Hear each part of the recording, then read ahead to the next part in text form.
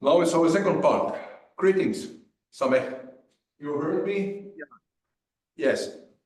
It's today's situation now that we need to use your presentation via Zoom. And I hope that you will introduce who you are and can start your lectures. You are welcome. Aga teile ma ütlen lihtsalt seda, jah, et meil oli plaanis minu head kolleegi Sameh Annat näha siinsamas, aga kuna ta pere abikaasa raske haigestumine, ta ei saanud lihtsalt siia tulla ja siis tänu sellele me teeme Zoomi kaudu need ettekanded ära, sest need on huvitavad teemad. Please, your time now. Thank you so much, Jan. Good morning, everyone. Greetings to you from Manchester in the north of UK. I'm really pleased to be with you online, though the plan was to be with you face to face. I almost packed my suitcase. I was just about to go to the airport, ready to go in a few hours, and then God had a different plan. But we praise God for all of His good plans. Now, let me start with my first lecture. And before that, my name is Sameh Hanna. As you can all see, I'm a global translation advisor with UBS, working mainly with Bible societies in the Arab world and in the Muslim majority countries. And currently, I'm working with the Bible Society of Egypt and the Bible Society of Pakistan, supporting a few projects. I might have the chance to talk about these projects later.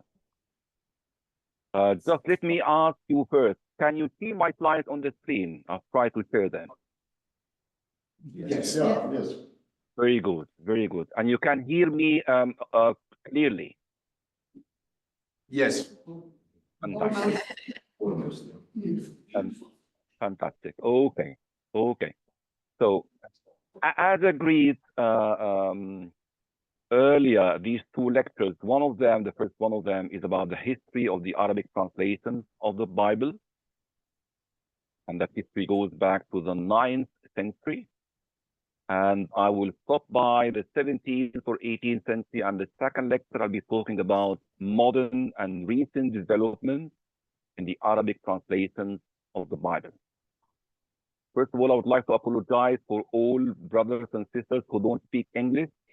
I will try as much as I can to speak slowly to facilitate understanding. My first lecture is a little bit long, so I might have to skip a few slides. And maybe I can use a few slides in the second lecture. The second lecture is much shorter, so I might have a few slides to explain in the second lecture. Right. So, what do we have for the first lecture? As you can see from this slide, the overview. I will be saying a few words.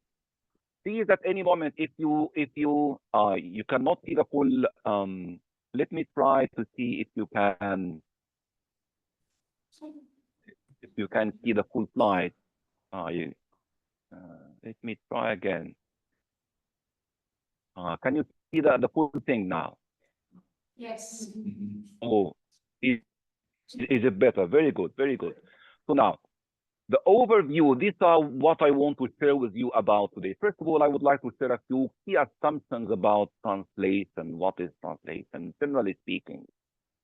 And then I will raise a few foundational questions about the history of the Arabic translations of the Bible.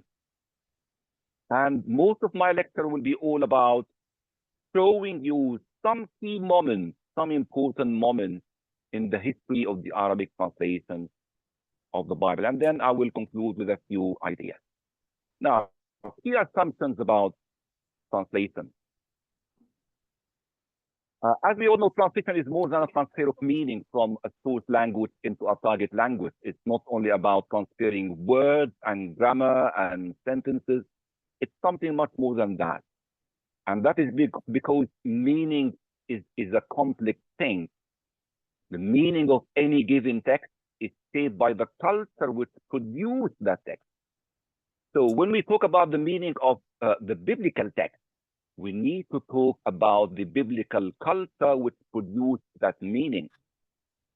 And we also need to talk about the culture of the audiences reading the translations of the Bible.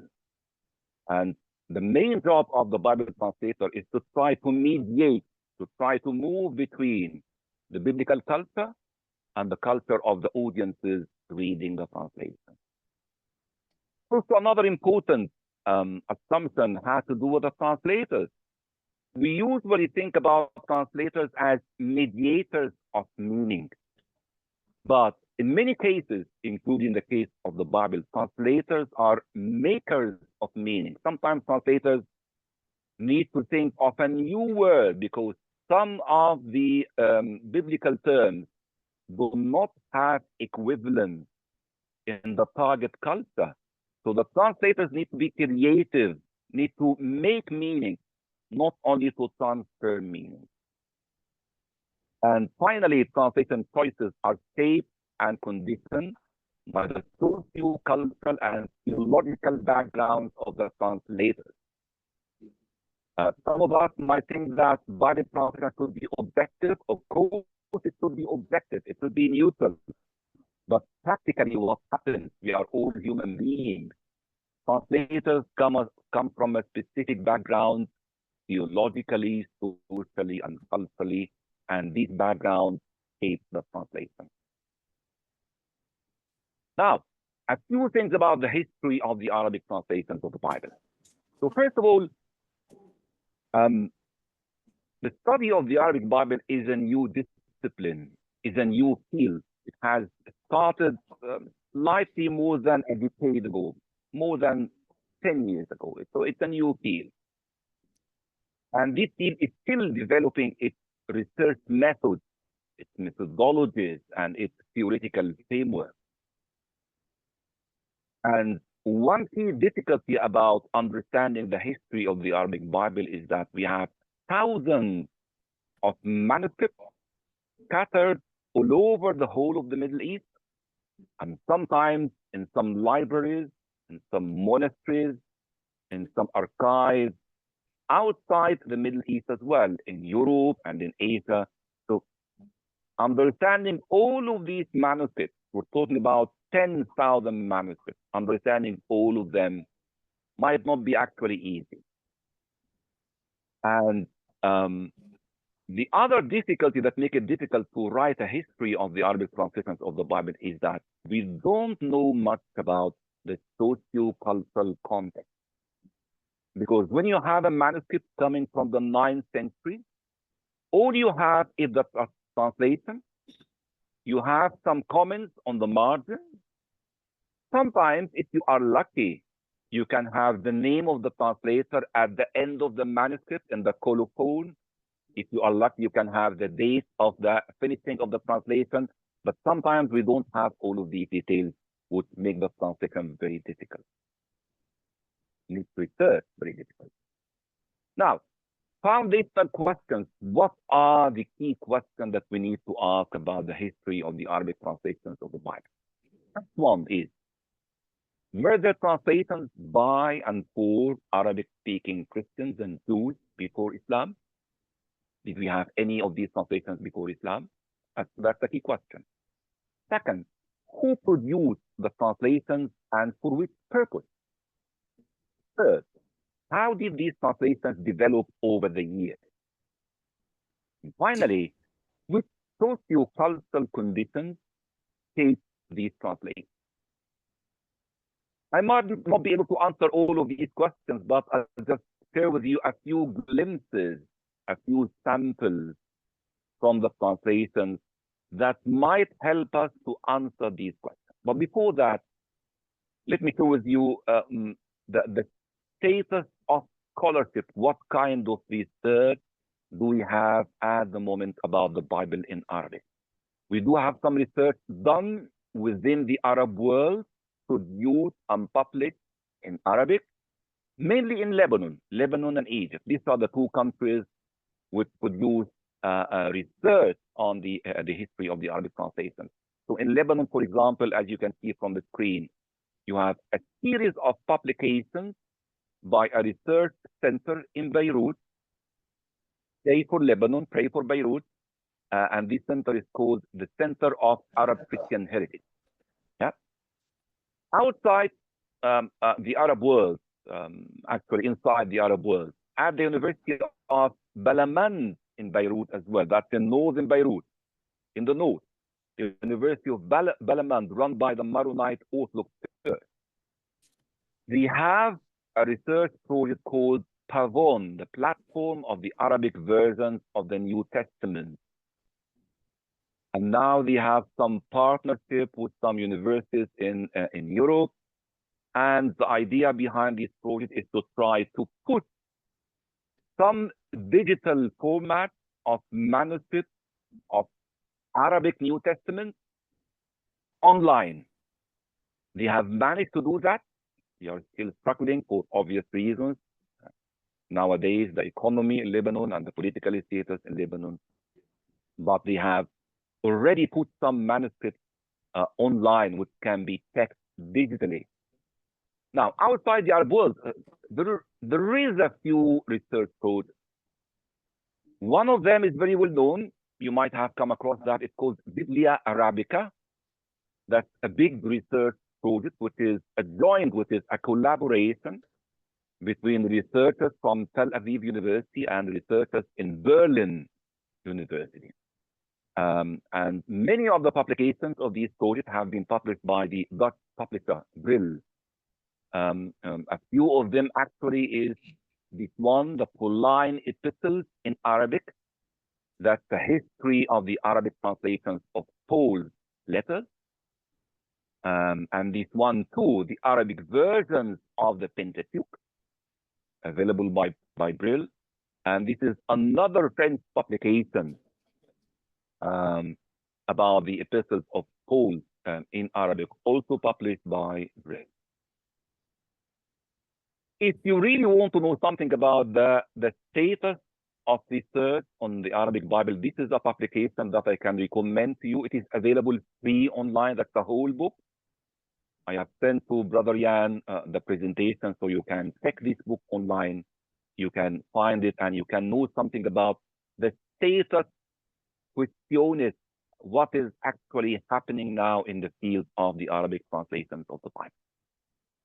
Now, there are many reasons that make me claim that studying the history of the Arabic Bible is very complex. It's not easy. Simply because of the fact that we're talking about different settings. The Bible has been translated in North Africa, in Egypt, and most of the countries we now call the Moroccan North Africa, and Morocco, Tunisia, and Libya. The Bible has been translated in the Arab Peninsula, Saudi Arabia, and all of the Gulf countries. But also the Bible has been translated for Arabic speakers in Andalusia, Spain. Yeah. So these are different settings and different environments where the Bible has been translated, and understanding all of these settings together is not that easy. Also, we're talking about different producers of translation.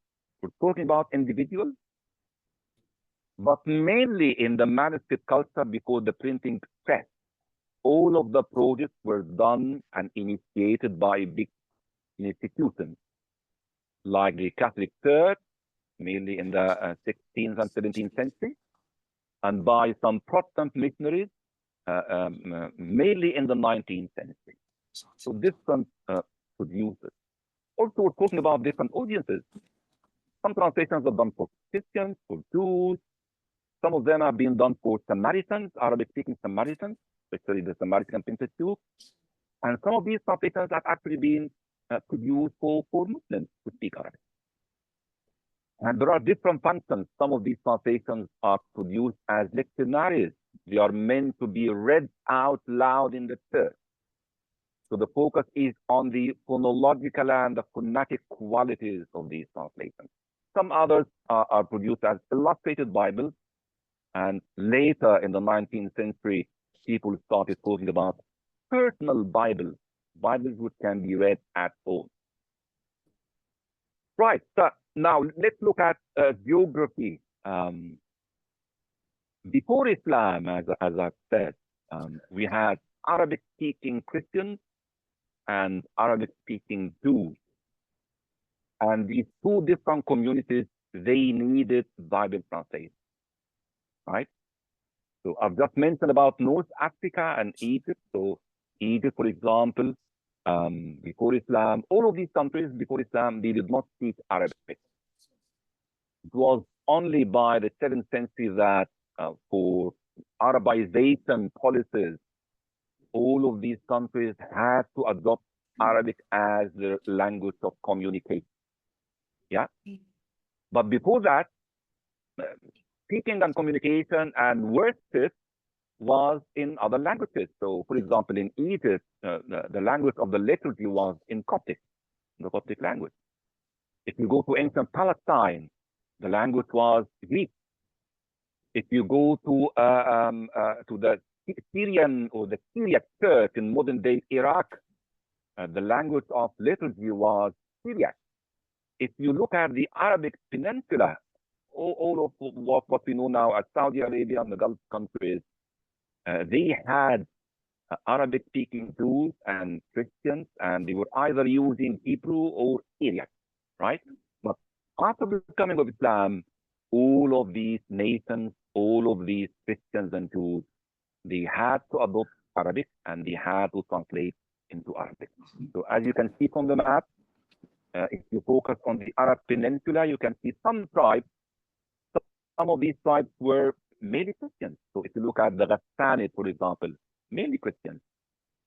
Some other tribes, if you look here, close to Quraysh, this is the tribe of the Prophet of Islam. Closer to it, there was a well-known Jewish tribe communicating in Hebrew, using Hebrew for communication. But after the coming of Islam, they had to use Arabic. And even archaeologically, archaeology shows us that there are some ruins which tell us about some Christian and Jewish peasants in the Arab Peninsula. So in Saudi Arabia, for example, if you go to a region called Al-Jubail, you can see some ruins of some Nestorian churches. You can see them nowadays. Yeah, and that tells us that Jews and Christians used to live and worship in these countries. Now, let me share with you some few key moments about translations of the Bible into Arabic. And let me go back to the 9th century, the year 867. And this is one of the earliest translations that we know of, almost the whole New Testament. This was done by someone living in Damascus at the time, who was called Bishr ibn al-Sirri.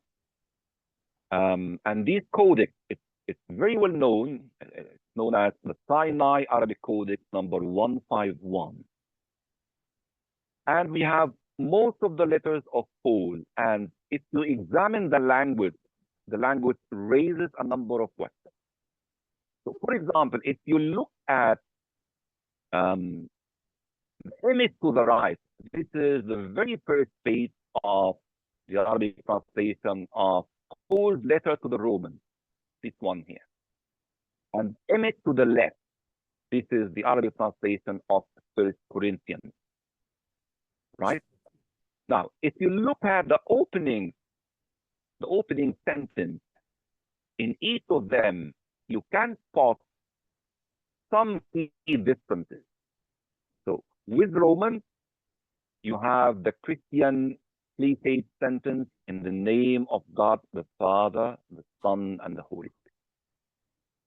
But with 1 Corinthians, you have a different opening. You have the cliched sentence used by Muslims, Bismillahir Rahmanir Rahim, which is translated as in the name of God, the most merciful and the most compassionate.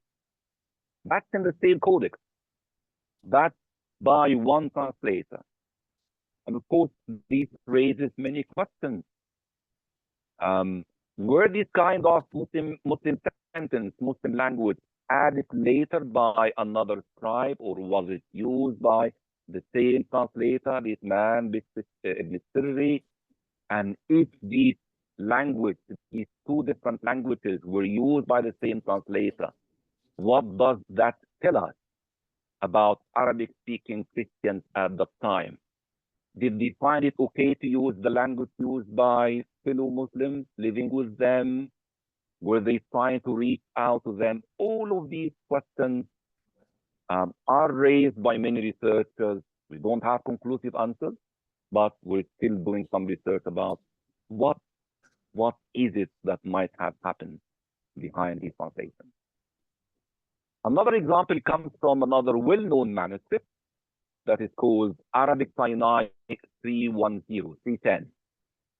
And that's a translation of the fourth epistle into Arabic that goes back to the 10th century. There is a whole article, a whole chapter written by a colleague of mine in the book that I edited a couple of years ago, Vivian Zaki, about this particular manuscript. And in this manuscript, we see obvious and striking examples of language strictly used by Muslims. Yeah? And probably my inclination and the inclination of many researchers is that this translation was mainly targeted at Muslims.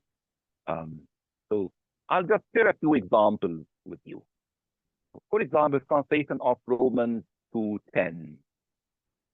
This is the translation that the ESV tells us of these words: but glory and honor and peace for everyone who does good. Who does good? The Jew first and also the Greek. Who does good is translated into an idiomatic expression in Arabic, which is obviously coming from the Quran.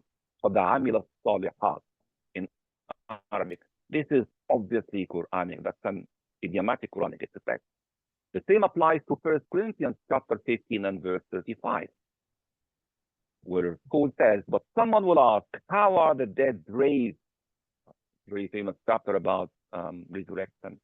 With what kind of body do they come? And the translator used a key term that is only used in Quranic language in the sacred book of Muslims. And that's the word touch. That's the word which is particularly and strictly used in the Quran, not in any other Arabic register. There are many other examples, but for the sake of time, of course, you have the whole presentation, but I will skip this one. And I will now share with you a sample of translation coming from Arabic-speaking Jews. And the image you see in front of you is an image of a well-known rabbi known as Saadia Gawoon, who lived in the 9th and 10th century, originally born in Egypt, my home country, and he lived in ancient Palestine, in Jerusalem, and he took his education, his religious education in Jerusalem under Jewish rabbis, but he lived most of his career as the head rabbi of the Jewish school in Iraq in the 10th century. And Saadia Gawoon has a long legacy for him, even until now. What you see in front of you is a very well-known book. I think it's quite recent, 1 or 2 years ago, about Jewish Bible translation. And there is a large section for the career and the legacy of Saadia Gawoon, where the author has this to say about him. Saadia Gawoon translated almost most, if not all, of the Tanakh. But what is popular among his translations is his translations of the Pentateuch, the 5 books of Moses, which he calls in Arabic tafsir. That's a very interesting word, right? Because the word tafsir is, there is a whole genre in Quranic exegesis, called and known as tafsir. And tafsir is commentary on Quran. And basically, what commentators do is that they quote a verse from the Quran, and then after it, they provide an interpretation of it. So Saadia uses this word, but also this word has some Jewish echoes in it. It's very close to the Hebrew word peter, and those of us who know Hebrew, peter means almost the same, providing interpretation of the text of the Tanakh. After you quote a verse from the Tanakh, and after the verse, you provide an interpretation. So he quotes his translation of the Pentateuch as tafsir. As I said, even nowadays, even in Israel, scholars of the Tanakh are very well aware of the influence of the work of Saadia Gaon. So there is even a road, Rehov Saadia Gaon in Tel Aviv. Now there is a whole project known as Project Saadia Gaon, which is focused on collecting the work of Saadia, the corpus of Saadia. And I forgot to mention that Saadia Gaon's translations are done in what we call Judeo-Arabic. And Judeo-Arabic is a writing system. This is Arabic in Hebrew script, right? And this is meant for Jews, Arabic-speaking Jews, who lived under the Islamic Caliphate in the 9th and the 10th century. So these Jews spoke Arabic, but they could not write and read Arabic script, because learning the writing and the reading of Arabic script was quite costly. So they know the language, but they cannot read it or write it. So he translated for them using this writing system. That's Hebrew, that's Arabic in Hebrew script, right? So in Saadia Gaon project, they try to translate the Judeo-Arabic into modern Hebrew, into other languages, even English and French and Spanish. Even in the Arab world, the National Center of Translation in Egypt took some interest in the work of Saadia, and now they transliterated the work of Saadia from the Hebrew script into the Arabic script. Yeah, so his work is even known now among speakers of Arabic who can read the Arabic script. I did some research on the work of Saadia, especially on the manuscript, which is now kept in the British Library, translations of most of the Tanakh. I had a specific interest in his translations of the Psalms. And I published an article about these translations of the Psalms in a recent edition of the Bible Translator. You may have a look at that. And a quick look at his translations of the Psalms show us that this man was very interested in contextualizing the Tanakh for Jews living in an Arabic Islamic context. He also might have had a secondary audience in mind. So primary audience is the Jews. Secondary audience might be Arab Muslims who might hear these translations by one of the Jews, and they will understand what they are talking about. So this is one example from Psalm 2, the first two verses, where the choice of word, the choice of keywords, shows us that Saadia was very, very sensitive to the context he was translating for or into, right? So in these first two verses, لما ركتو جيم والأمين يهجو ريت, until the end of the verse. So why do the nations rage and the people plot in vain? The kings of the earth set themselves, and the rulers take counsel together against the Lord and against his anointed one, against his Messiah. Choice of words. For the word Berudnim, which is translated into English and to many other languages as the ruler. Yeah. Or sorry, the people, translated as people. I'm talking here about الأمين, sorry. الأمين is considered as people. Saadia, when he translated that into Arabic, now, if you look at the Hebrew script, let me focus now on the manuscript, and then I move to my explanation. If you look at the manuscript, now you see the Hebrew verse from the Tanakh, Lama, Raktu, Guzim, Will Umim. You can see that.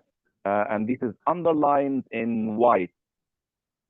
And then after that, where you have the line in yellow, you have translation into Arabic written in Hebrew script. You see? The choice of words is very important here. As I said, Will Ummim, which is considered as people, he uses the Arabic word which is milal, and milal means people of different religions or different religions.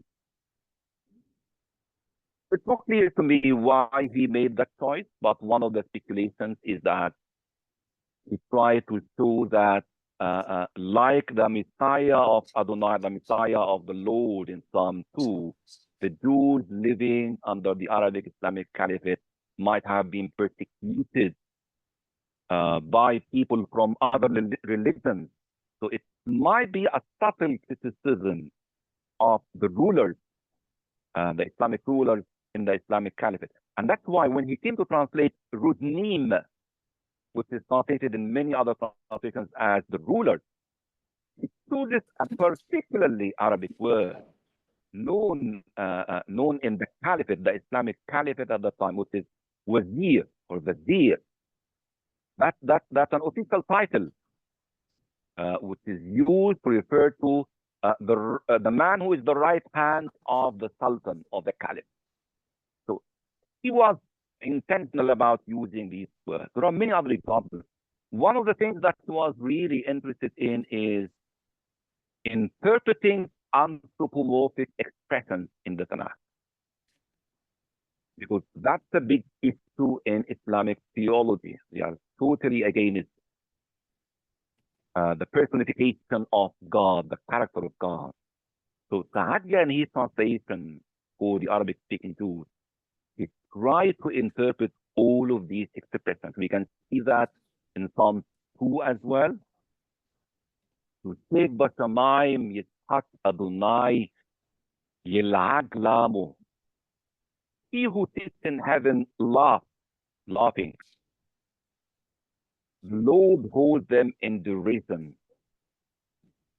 Now, this is a little bit interpretive, of course. Nowadays, when we look at these translations, we will have reservations about that. But try to think about the context that this man was translating the Tanakh into. He was very sensitive to the context. What does he do? He attributed laughing not to God, but this is how he translates it here. And he who inhabits heaven, he didn't say sit. God who inhabits, he didn't use an expression that personifies God. And then he says, he makes people laugh at them, the wicked people. He makes people laugh at the wicked ones, but God himself doesn't laugh, right? So this is an interpretive attempt by Saadia to try to avoid anthropomorphic expression. I'll move on. There are many examples about Saadia, but I'll skip this one. And I'll move now to the 14th century.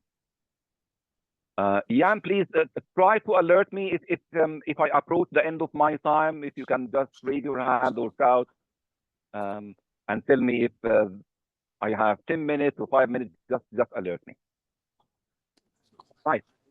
Now, the 14th century. That's another translation done obviously by a Jew, translation of the Tanakh, somebody else apart from Saadia.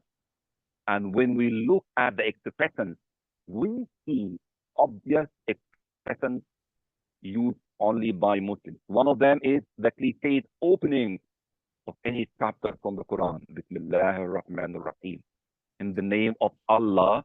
And again, you can see that Jews and Christians, they did not have any problem in using the word Allah. We can talk about that later, but there are reasons for that. They didn't have any sensitivities. They owned the word. They used it in their own liturgies, in their own translation. And also, if you look, this is the introduction to this translation on the Pentateuch. If you read the introduction, there are many expressions which are also only used by Muslims. One of them is the Arabic expression called praise be to God. Muslims say Alhamdulillah. But praise be to God. So to use that, Christians, even nowadays, when somebody asks me, how are you, Sana? How do you feel? I say, Alhamdulillah. Shukran lillah. So I'm using this expression. It was used centuries ago. Now, I move to a very iconic, a very important translation that was completed in the year 1300. And why I say it is very important? Because of many reasons. We know that it was done for the Syriac church in modern day Iraq. And this translation was done as a lectionary. Yeah. So the focus was on the quality of the sound. So what you see in front of you are first 5 verses of John 1. Yes, the very well-known verses about God's incarnation in his Son. So what you see on the right hand is the translation done in 1300, and on the left hand is the translation used nowadays by Arabic-speaking Christians. The second one to the left is very plain in terms of language and in terms of musicality. There is no particular phonological character, but the one to the right, if I read it out to you, and you don't know that this is the Bible, many people would automatically think that, this sounds like the Quran.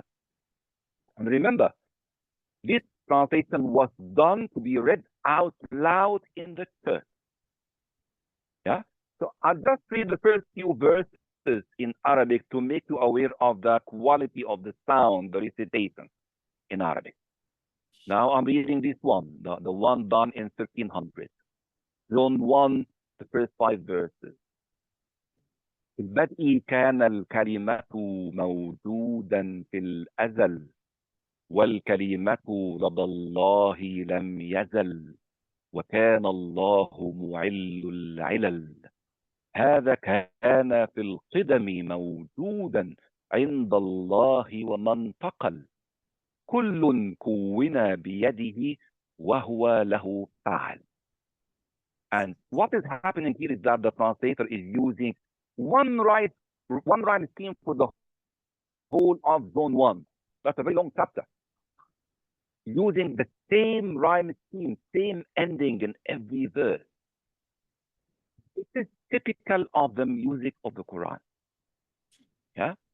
Of course, we can explain that differently. This is a little bit confusing because, as I said, that was meant to be read out loud in the church.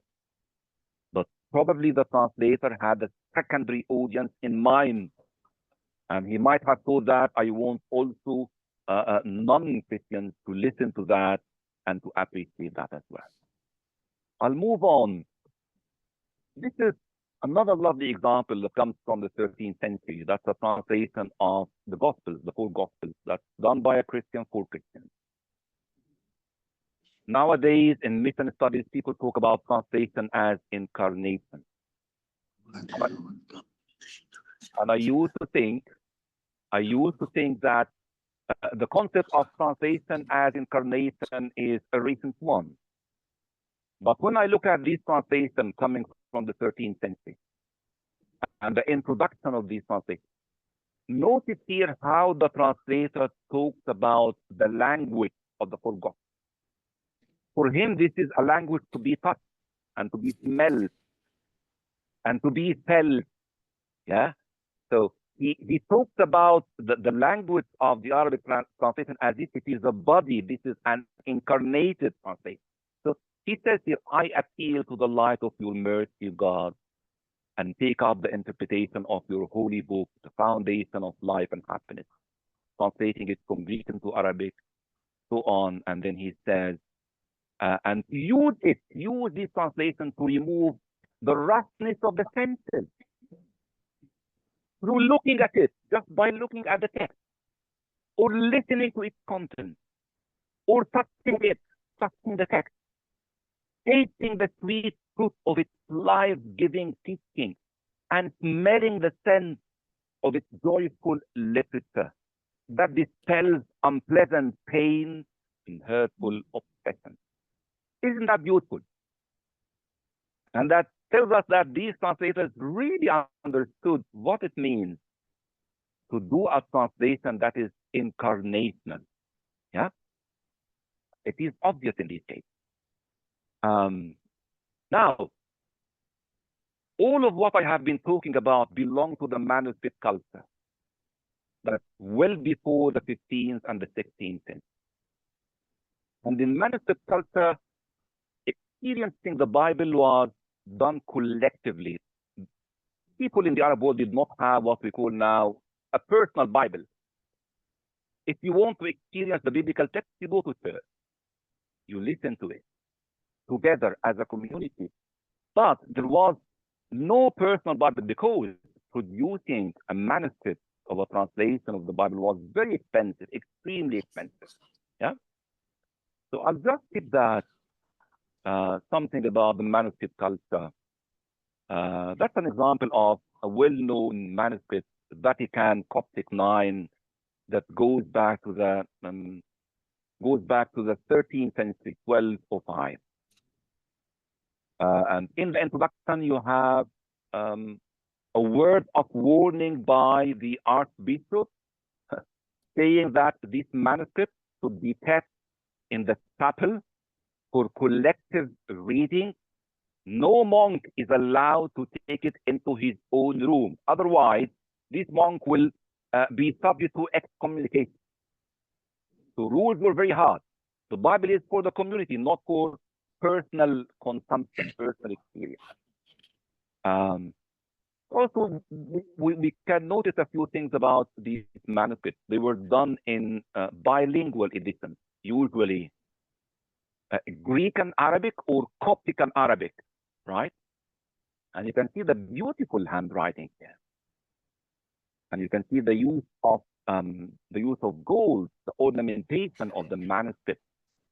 And it shows you the level of respect that people give to a sacred text. This translation was deemed and seen as equal to the original text. So it was sacred. I will not comment on that. I will just move very quickly to the print culture. Now, starting from the 16th century. Now we start to see some attempts from big institutions like the Roman Catholic Church, particularly from Rome. They see a need for translating. First of all, they translated the four Gospels. And we have this translation, the Evangelium Sanctum. That's a translation of the Gospels, the four Gospels, into Arabic. That's another bilingual edition, Arabic with Latin. And obviously the Latin of St. Jerome, the Vulgate. Yeah. And it seems to me that the use of one of the sacred languages in the translations around that time was important. So you have Arabic and Greek, or Arabic and Coptic, or Arabic and Latin. So Latin, Coptic, and Greek, and Syriac, of course, in other parts, were seen as sacred languages.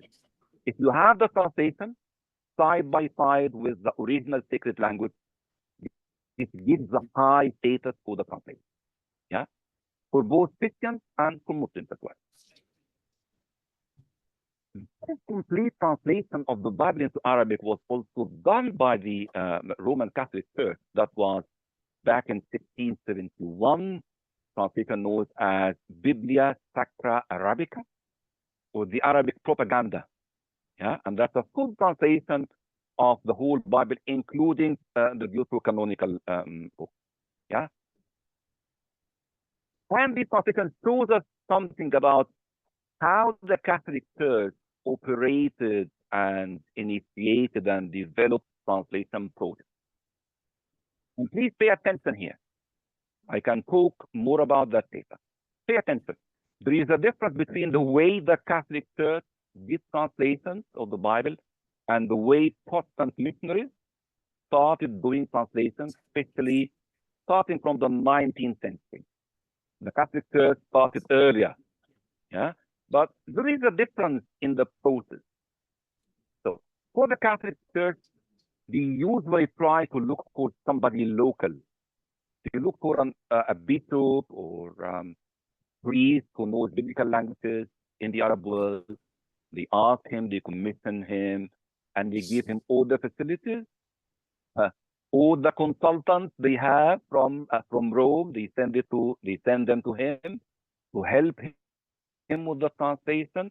But the leader of the project, of course, in the case of Biblia Sacra Arabica, was a Syrian person, somebody by the name of Sarkis al-Rizzi.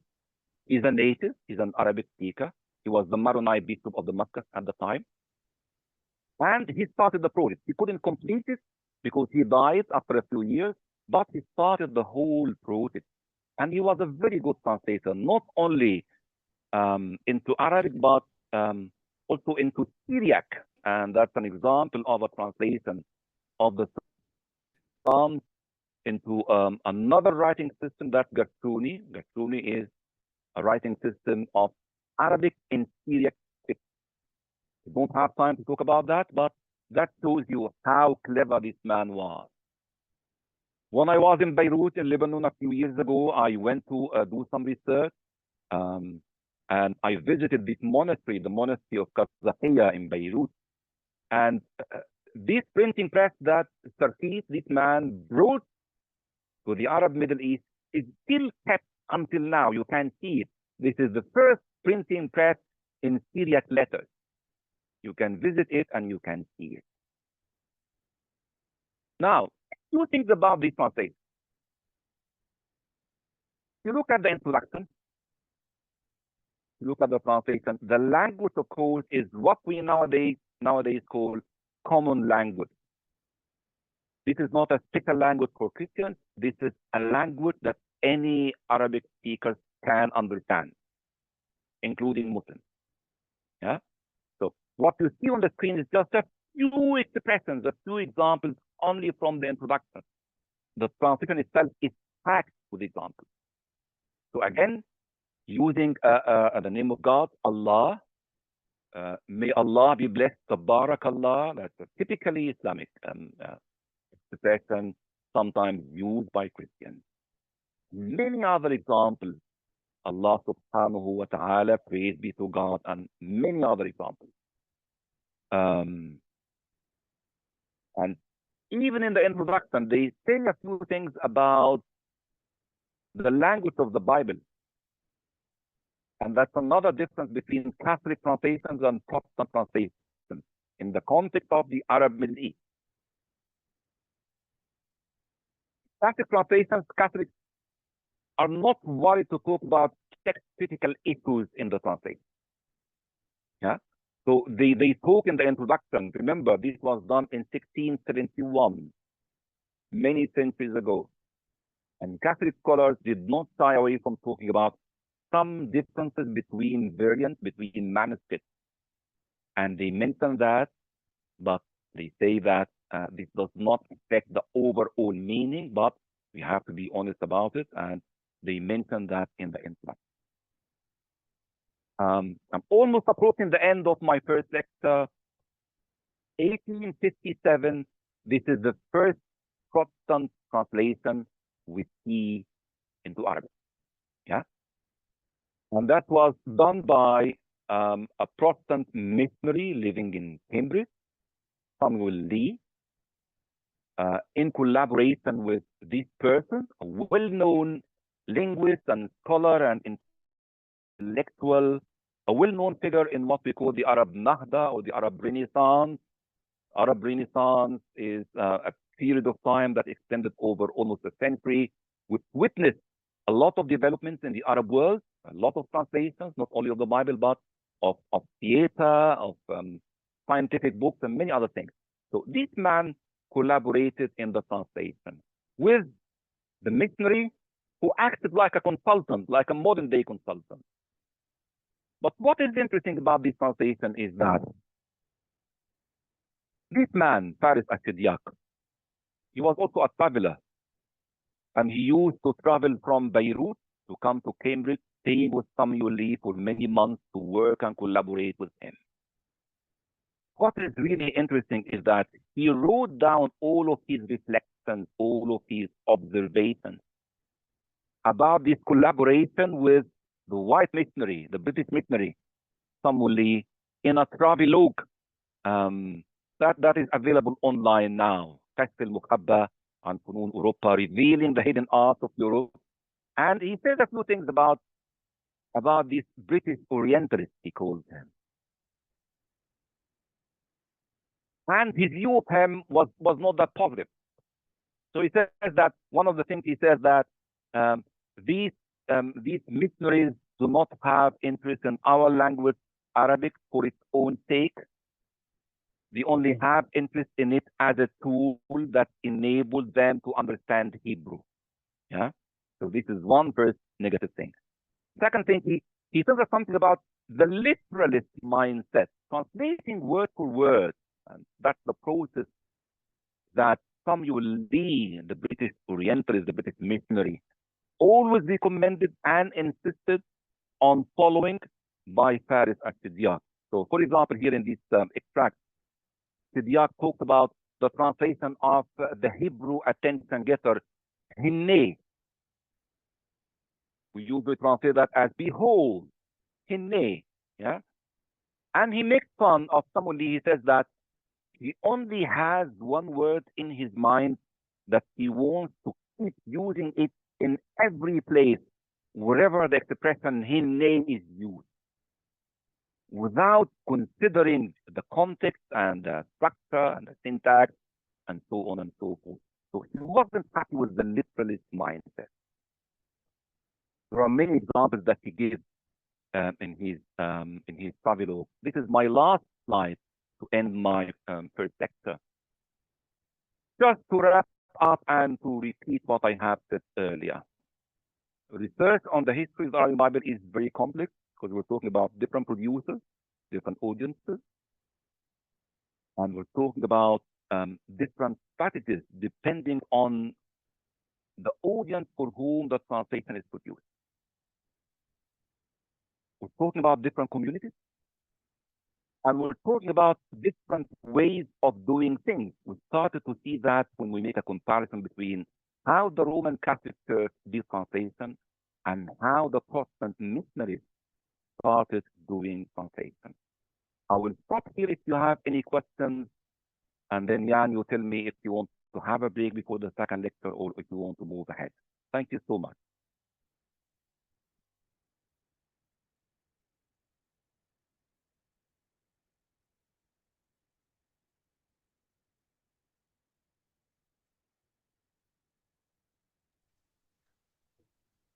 Thank you.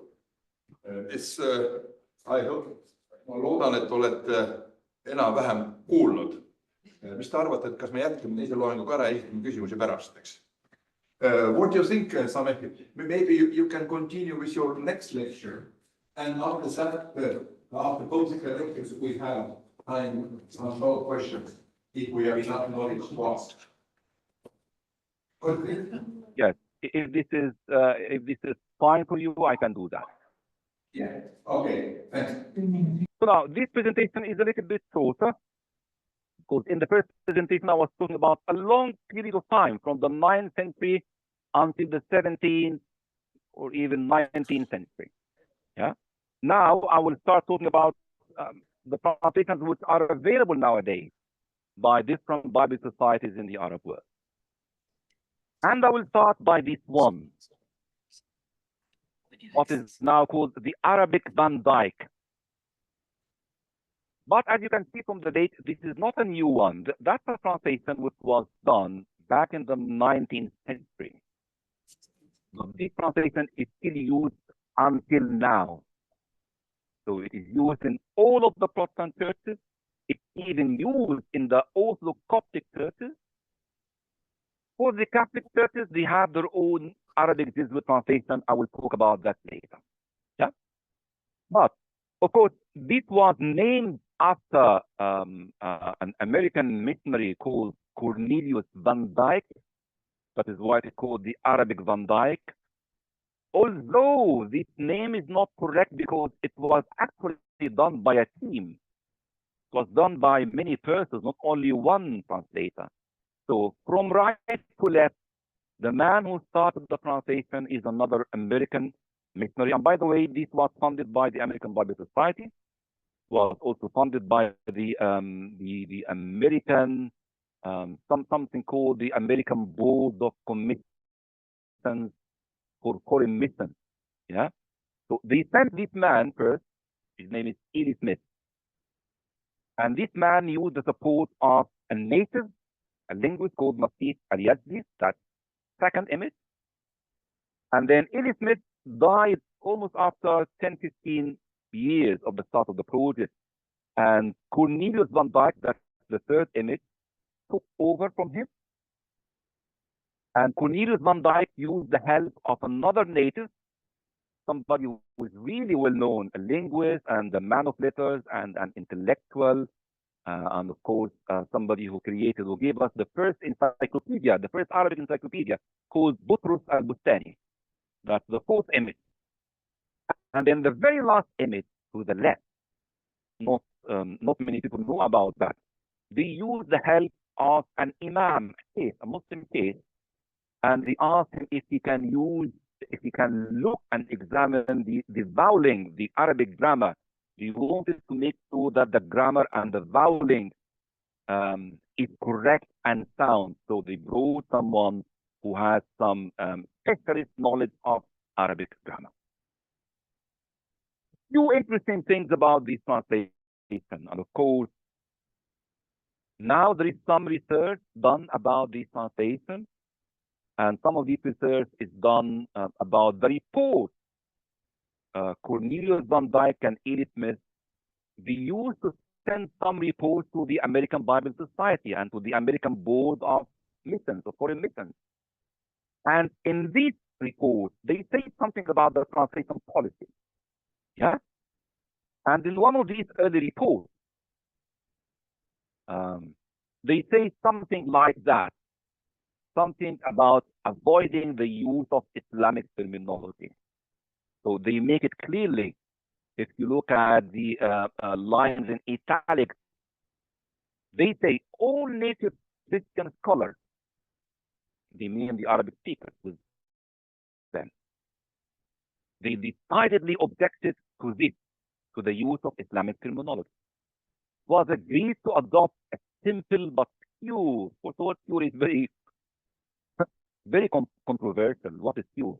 But pure Arabic, free from foreign idioms, but never to sacrifice the sense to a grammatical quirk or a rhetorical quibble. For them, the most important thing is the sense, the meaning. They weren't interested in communicating the Bible to many people. They were only interested in the language used by Christians. So they avoided the use of Islamic terminology. And of course, that's a very strategic decision, which have shaped and affected all later translations that came after Van Dyke.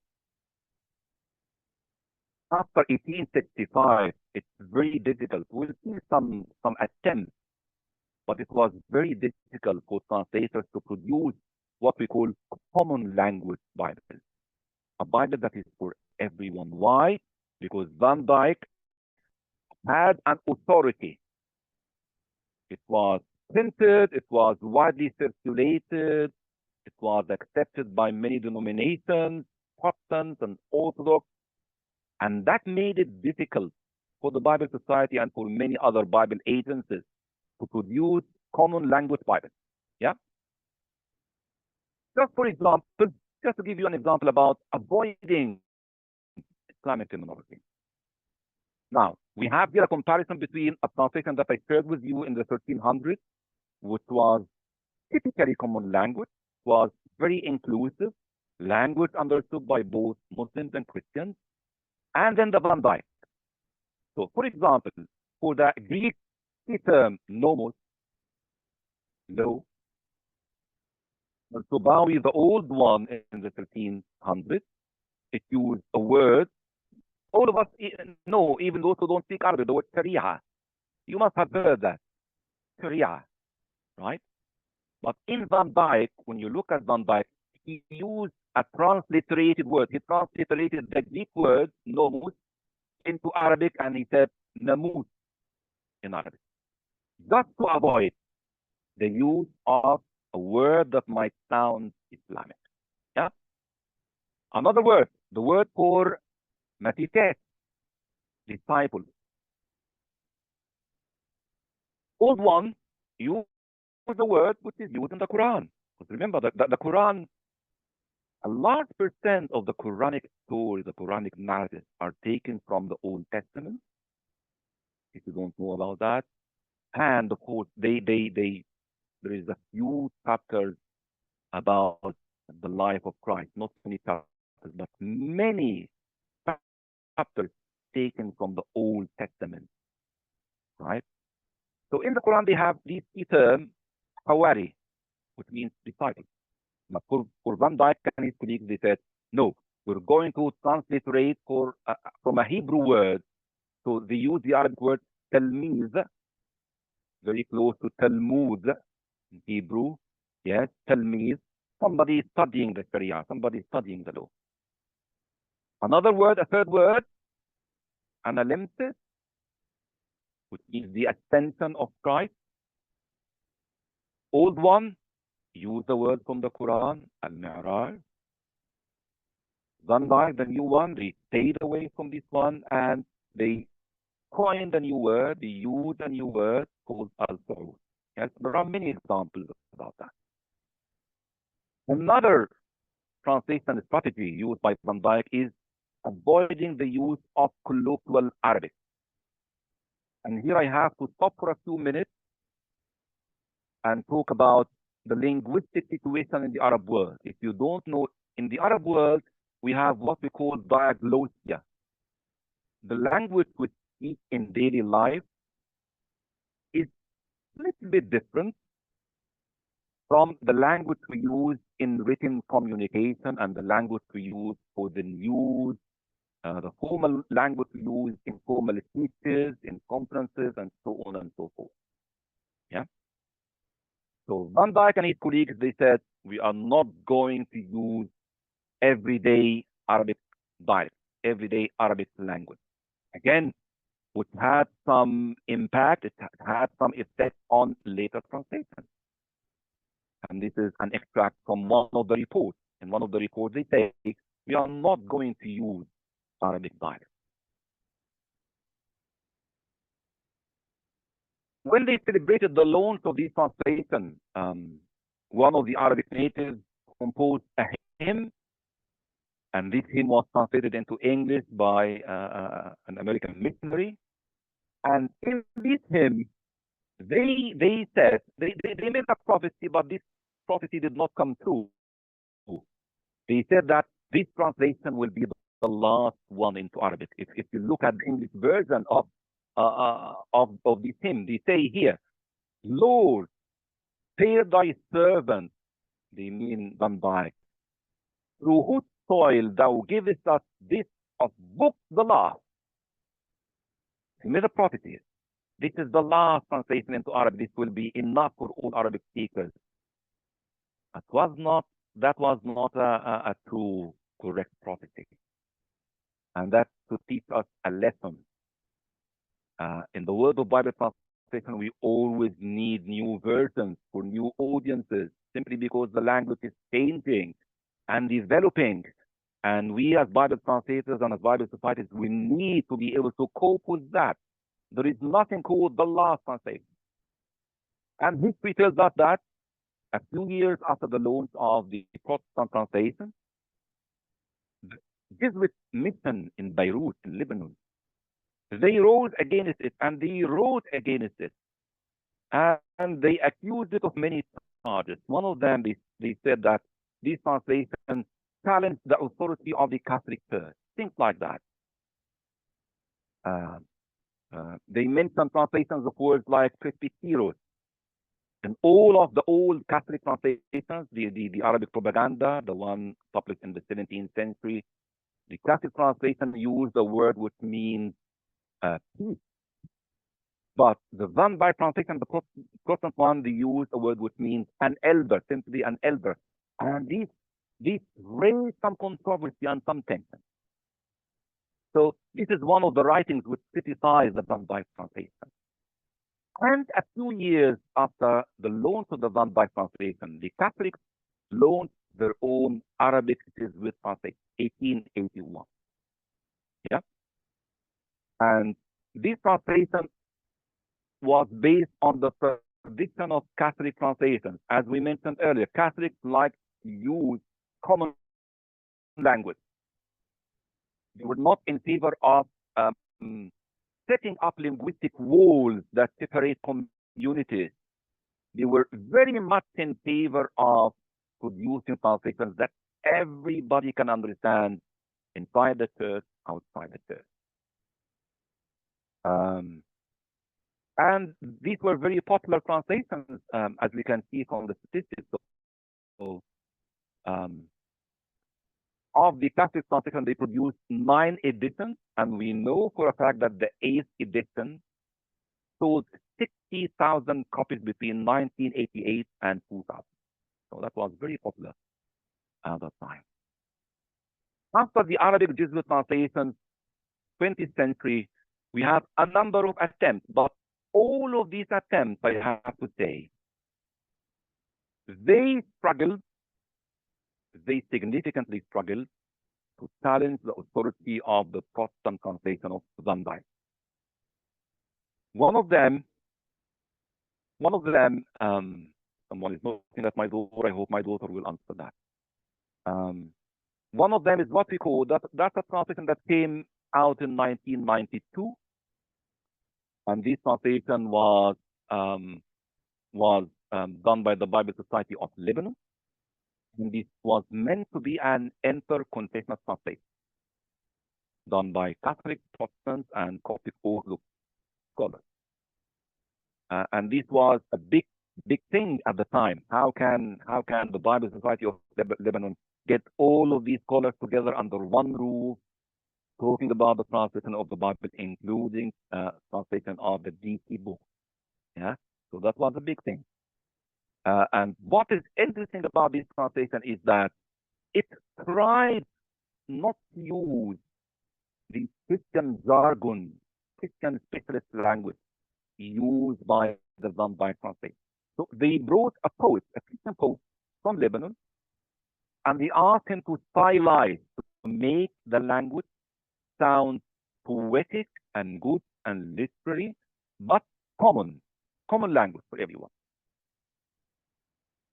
Another translation known as Kitab al-Hayah, the NAV, the New Arabic Version, was initiated in the 1973, and the whole of the New Testament was completed in 1983, again in Lebanon. And the Old Testament was completed in 1988. I think this was done by Biblica at the time. This project, again, tried to oppose, tried to challenge the authority of the Van Dyck, but it was met with some extreme criticism, was heavily criticized by church leadership from Protestant churches, from Orthodox churches as well. That's why the man behind the project, George Courtney, he used something interesting, very, very intelligent. He said that's an interpretive translation. And he used the same word that was used earlier by Saadia Gawoon, remember, the Jewish rabbi. He said, this is only a pattern, this is only an interpretation, this is only a tafsir. Just to reassure the church leadership that this is not meant to challenge or displace the Van Dyck translation, which by the time acquired a status similar to King James. It became like King James, right? So it was really difficult to challenge that. And one interesting result of this translation is that it opens the way for Bible societies and Bible translation agencies to produce translations in common language, right? Of course, we have the interconfessional before this one. We have this one. This one was really successful in opening the door to encourage translators to produce translations in common language. I also would like to speak about, to mention two cases of translations which are specifically meant for Muslims. These translations are not meant for Christians at all. One of them is what we call Al-Kitab al-Sharif. As you can see, even from the title of the translation, even from the front cover and the decoration of the front cover, you can instantly know, even from the use even of the color of the front cover. Before that, most of the colors were in black. That's the usual edition for Christians. But of course, Kitab al-Haya, the one before this one, tried to use a green color, and this one followed Kitab al-Haya and it used a green cover. And you can tell that this translation is meant for Muslims. So it is not sold in Bible societies. It was not done by Bible societies. It was done by other agencies.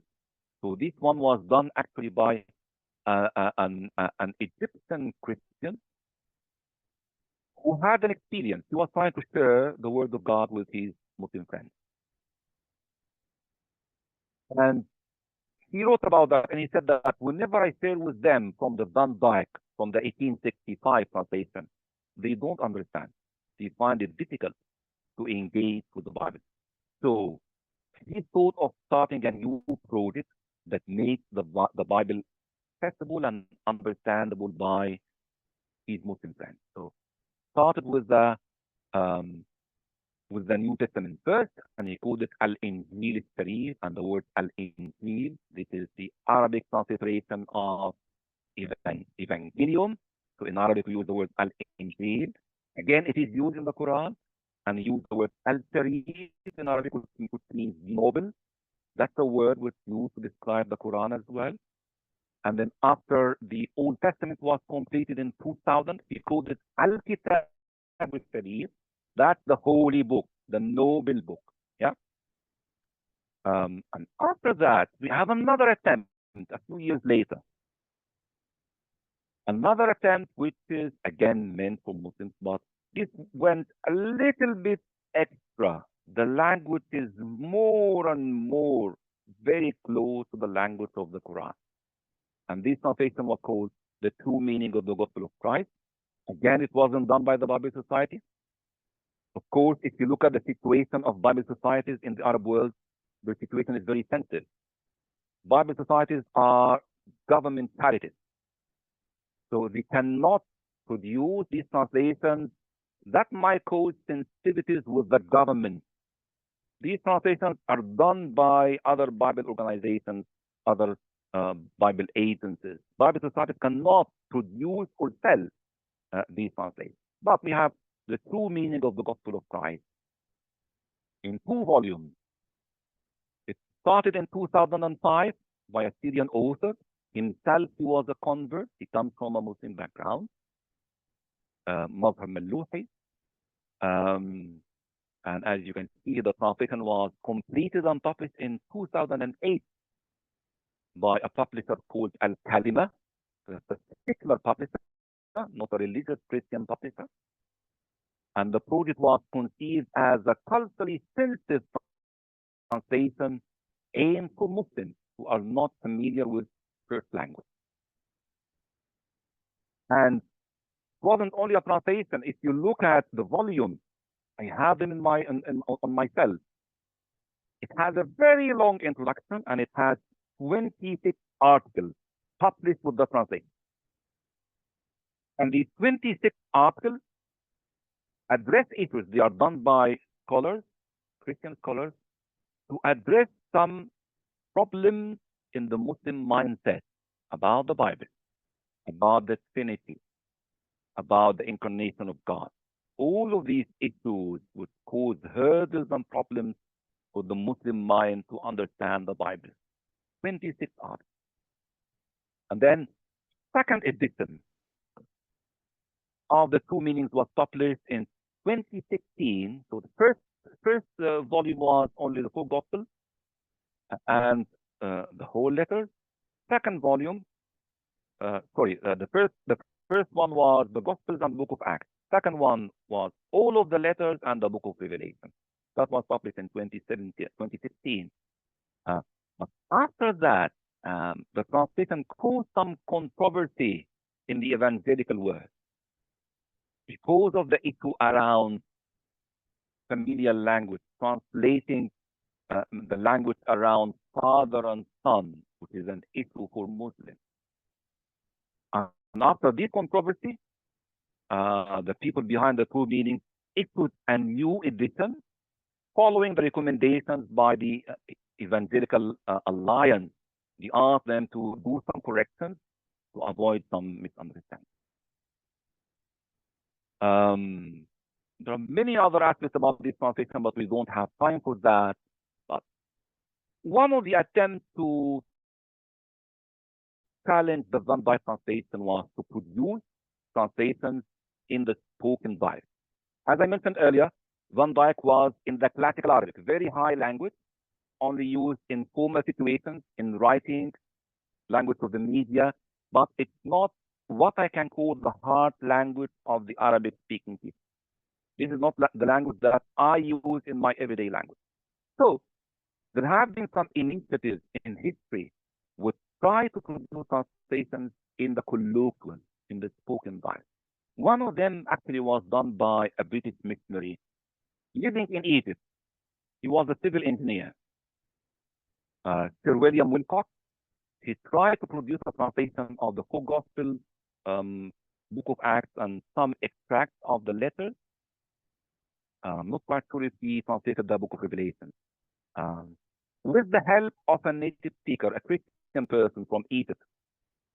But what we know from history, I know that I wrote an article about this one, and I leave you the details if you want to read the article and the history of this translation. That was done in the 1920s.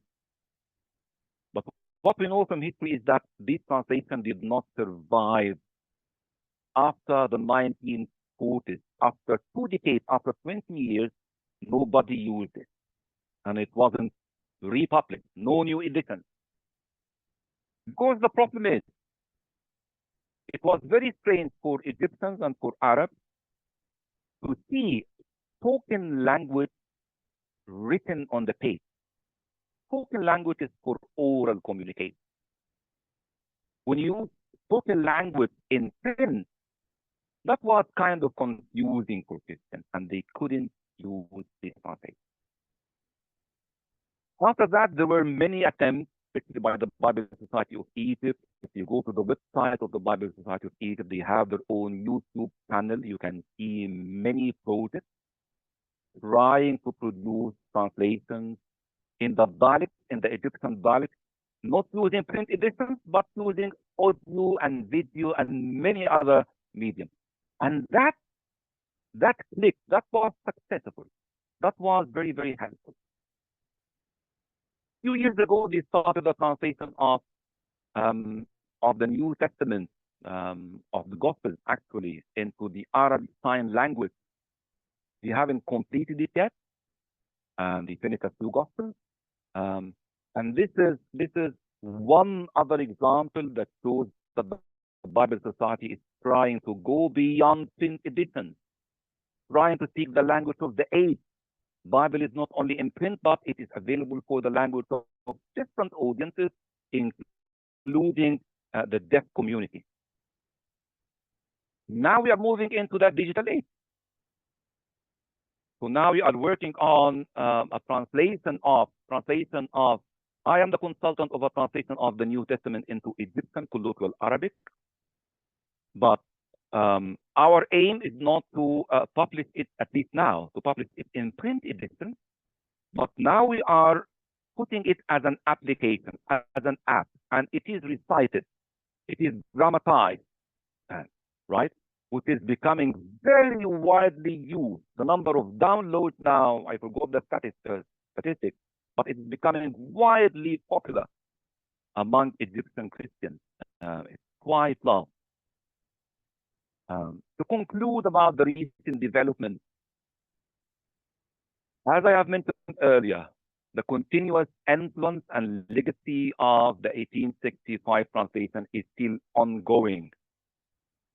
Of course, we have to be honest, these translations served the church a lot for the last 2 centuries.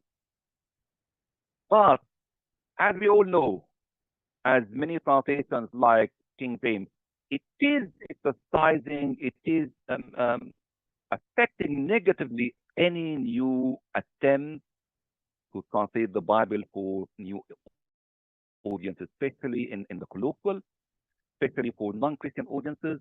The Van Dyke is kind of a hurdle. It is not easy to challenge it. And reaching out to new audiences, as I've said, without offending traditional audiences, that is always the balance, especially for Bible societies. You don't want to shock, you don't want to offend the church and the leadership and the congregation who are still using an old translation, and you want to convince them and persuade them of the importance of producing new translation. And as Bible societies, you want to be diplomatic. You want to find the best ways of maintaining good relationships with the church, but at the same time meeting the needs of different audiences, not only including Muslims, but including the younger generation of Arabic-speaking Christians. People like my daughter, people like my nieces and nephews, who cannot really understand a Bible that comes from the 19th century. You need a Bible in a language that they can engage with and they can understand. And I think I will stop here. As I promised, it was a shorter presentation, and probably this will give us some time for questions and comments from the audience. Thank you so much.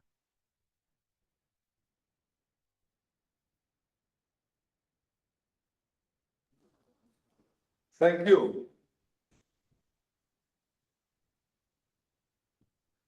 On nüüd kellelgi küsimusi? I hope that some questions we have.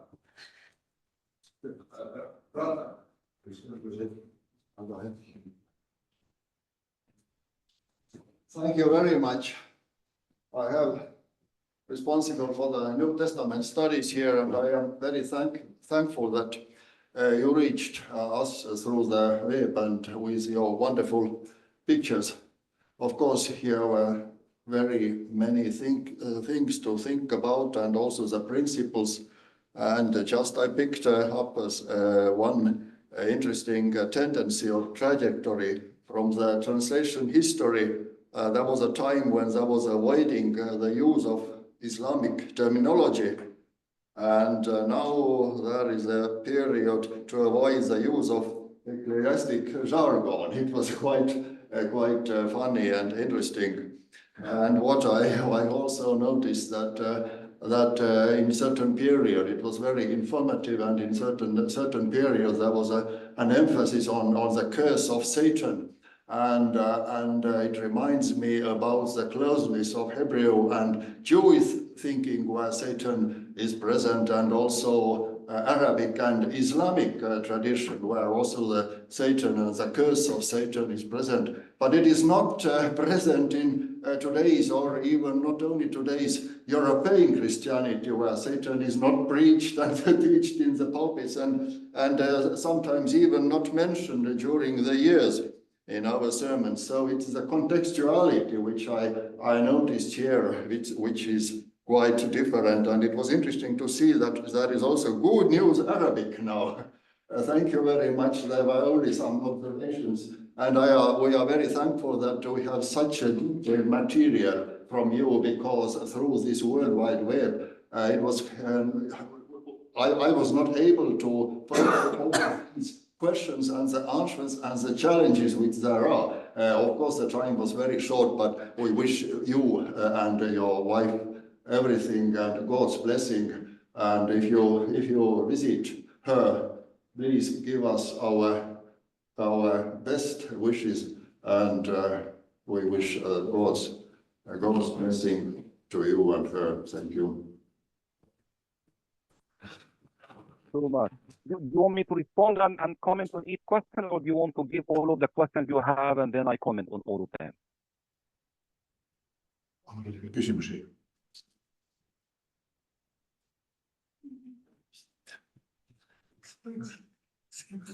Our listeners very deeply thinking about what you presented. And maybe when you have opportunity to visit us next time, maybe we have questions and we will ask from you. Thank you for these excellent presentations. And like our chairman said, thanks and greetings, and keep in touch in next days. Thank you. Thank you so much, and thank you for the encouraging words from the chairman and for the invitation from you, Jan. I'm really honored to have been invited to the esteemed Bible Society of Estonia. God did not will for me to come physically face-to-face and see you and have fellowship with you, but I'm sure that I will come and I will see you at the right time. And thank you for your prayers for my wife, and that is very, very much appreciated. Thank you so much. Thank you. Thank you. Bye-bye. God bless. Thank you. Bye-bye. Ja nüüd on see Zoomi osa lõppenud ja kas me teeme mõne minuti vahe, üks paar minutit tõuseme, liigume ja siis kell on praegu 14:10. Ja nüüd palun istume siis tagasi, need ettekanded sealt kaugelt Manchesteri linnast tekitasid päris palju elevust ja ma arvan, et see ka oligi üks eesmärke ja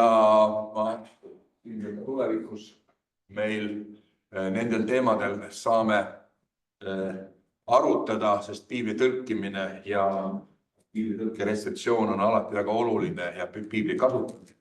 Ja nüüd on aeg nii kaugel, et kus on minu hea sõber Vallo Ehasalu, kes peaks hakkama kohe oma ettekannet pidama. Täpselt seesama asi, et mäng infinitiivi ja pöördelise sõnaga Vanas Testamendis väga tuntud ja kui me vana Eesti piiblitõlget loeme, siis seal me näeme, et see kuidagi kumab läbi, kuigi keel on hoopis teine, aga taoline sõnamäng on vanal ajal juba antud. Ja muidki selliseid, et sealt tuleb edasi, et evla, nevela, umlal, nevela, tevel. Nii et siin Jesaja räägib, kuidas mina leinan viletsat, leinavat maad, kusjuures maa ei ole enam mitte erets, vaid tevel, selline võõrsõnaline. See on ka muide Jesajale väga iseloomulik, et Jesaja kohta ma olen ikka öelnud, et ta on selline kirjamees, et tema sõnavara on rikkam kui heebrea keele sõnavara. Nii nagu räägitakse, et Shakespeare'i sõnavara oli rikkam kui inglise keele sõnavara või Goethe sõnavara oli rikkam kui saksa keele sõnavara ja niimoodi on Jesajaga ka. Ja kuidas ta seda muidugi teeb, eks ta vahel ka kasutab tihti selliseid sõnu, mille tähendust me teame ainult tänu sellele, et võrdleme aramea keelega, võrdleme akkadi keelega, araabia keelega. On selliseid kohti ka, kust muidu me ei teagi, mida tahab Jesaja meile öelda. Nüüd ma vaatan siit edasi sellist kohta nagu siit samast edasi, et salm 19 ja 24:19, vaat see on juba tõeliselt põnev koht. Ja kui me oleme harjunud sellega, et teoloogias meile õpetatakse heebrea keele verbi konjugatsioone ja siis me oma lühikese stuudiumi vältel vaatame natukene kalli, bielli, nifalli, hifilli ja siis õppejõud tahaks veel midagi rääkida puuallist, hoopallist, hitpaellist, aga näed, ei jõua nii kaugele. Ja siis siin me näeme, et järsku Jesaja on otsustanud, et ta tahab panna ritta õige mitu hitpolelli. Vaat see on nii, et see peab väga paks grammatikaraamat olema, kus käsitletakse ka heebrea hitpolelli. Ja Jesaja kasutab seda just nimelt nõnda, et kõigepealt üks infinitiiv, kallis, ja seejärel tegusõna hitpolellis. Ja see kõlab heebrea keeles niimoodi, et see korduv sõna on maa. Aga roe hitroe haarets, pur hitporera erets, mot hitmuteta erets. Ja siis läheb edasi natuke teise rütmiga nuua, tanoa erets, keshikor hitnodeda kemeluna. Selline rütm, mis tekib ja sõna muutub natukene tähenduselt, palju grammatikalt ja võib-olla haruldane konjugatsioon mõjub kuidagi moodi kuulajale eriliselt. Konjugatsioonist rääkida küll on Euroopa kontekstis natukene raske, see on heebrea, see on araabia keeles olemas, aga see on muide ka kopti keeles olemas, kuigi ma kopti keelt mitte sõnadestki ei oska, aga nii keeleteaduse seisukohalt olen kuulnud, et semi-hami keeltele iseloomulik, et teatud viis verbi reeglipäraselt muudab selle sõna tähendust vähem või rohkem reeglipäraselt. Ja seda kunsti heebrea keeles me alati ju näeme ja Jesaja tõeliselt naudib seda. Ja siinkohal, kui me vaatame seda 24, 19, 20, mis meile tundub, kui vaatame kõigepealt vanemat tõlget. Seal on tõlkija natukene jäänud hätta, sest ta paneb selle ääretult keerulise verbikonjugatsiooni tõlke vasteks sõnad väga ja koguni. Nii et ja verb ei kordu. Näete, verbana nüüd üks korda põrutatakse, aetakse lõhki, kõigub, vaarub. Selline, et verb ei kordu, aga täiendav sõna väga koguni püüab seda edasi anda. Ja nüüd, kui me vaatame 97. aasta tõlget, siis me näeme suurepärast tulemust.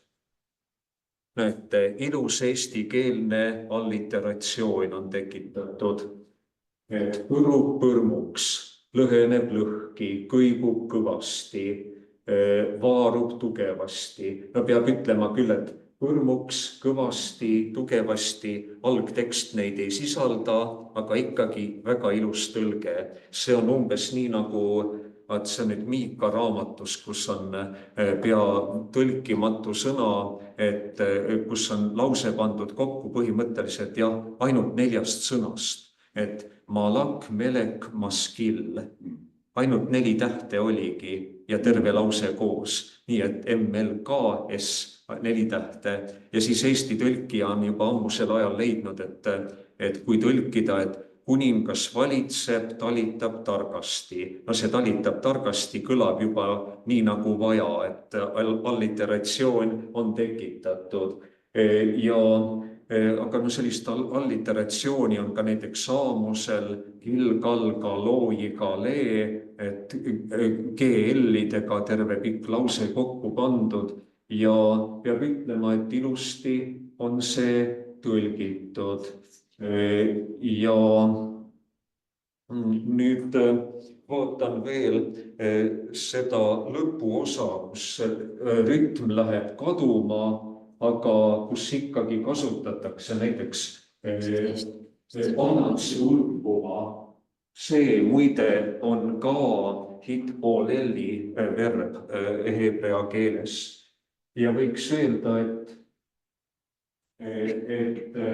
tähendus on natukene muutunud, et vangub, kui vaatame uut tõlget, vaarub, vangub. See on ka õige, sest algselt on need mõlemad sõnad seal olemas ja eesti keeles on leitud ilus kooskõla. Aga ja selles suhtes tundub, et vana tõlge on selles ebaõnnestunud, aga peab ütlema, et ühes suhtes on vana tõlge siiski ka väga hästi õnnestunud, sest kui vaadata neid verbe, mis seal on üksteise kõrvale pandud, et kõigepealt lühike nuua ja tanoa ja siis see verb, mis ta oli, hitnodeda, mõtleme nende verbitüvede peale, need on ju tegelikult samad verbid, millega Jumal karistab Kaini. Et hulkur, ümberkõndija oled sina. Täpselt need verbitüved on Jesaajal siin. Ja see vana tõlge on selle jälle omavahel kokku viinud Kaini ja Aabeli loo lõpuga. Ja nüüd selline teema Jesaja juures, mis näitab ka, kui suur meister on Jesaja olnud ja mida tõlkijad peavad temaga tegema. Ootame 40, 19, 20.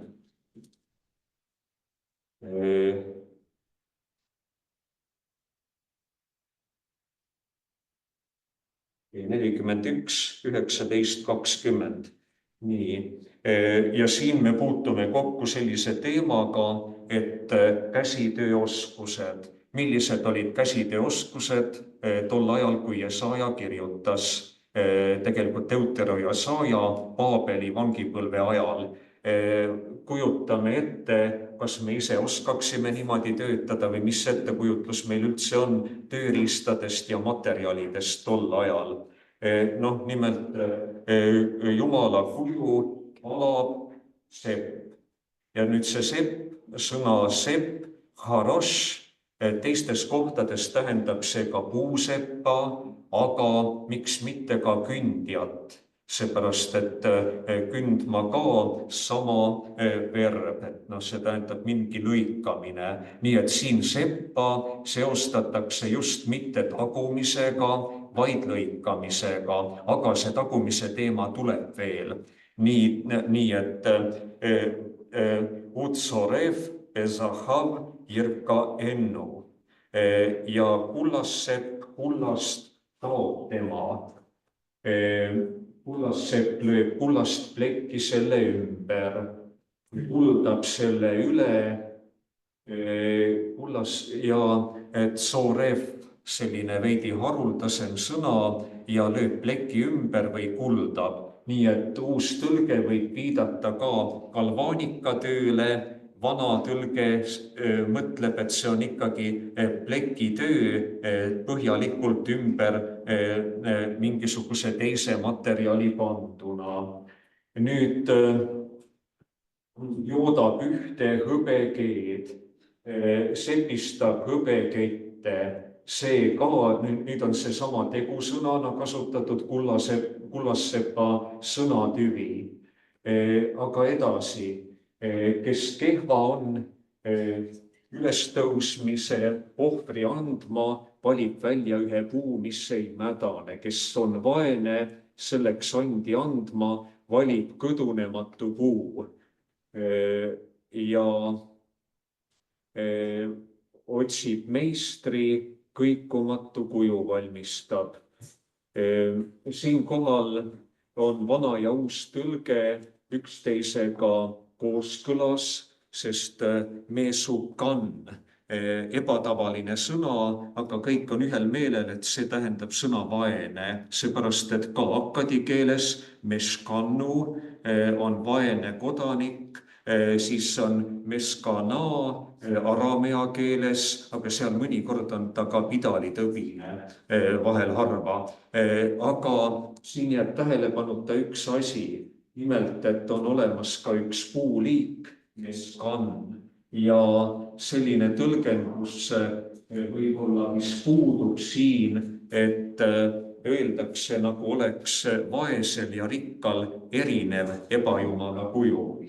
Et ei ole enam plekk ja kullassepp, et nüüd on hoopiski peaasi, et oleks hea puu, mis ei mädane ja lööme ta kinni. Kusagil mujal Jesaja räägib ka, et naelutame ta kinni ja see on muidugi Jesaja huumor. Ma pean sellest edasi veel rääkima, miks on ta niimoodi. Aga ja mis on nende mõlema tõlke nõrk külg? Just näidata seda, et vaese ja rikka erinevus ebajumala kuju tegemisel võib-olla on hoopis mõte selles, et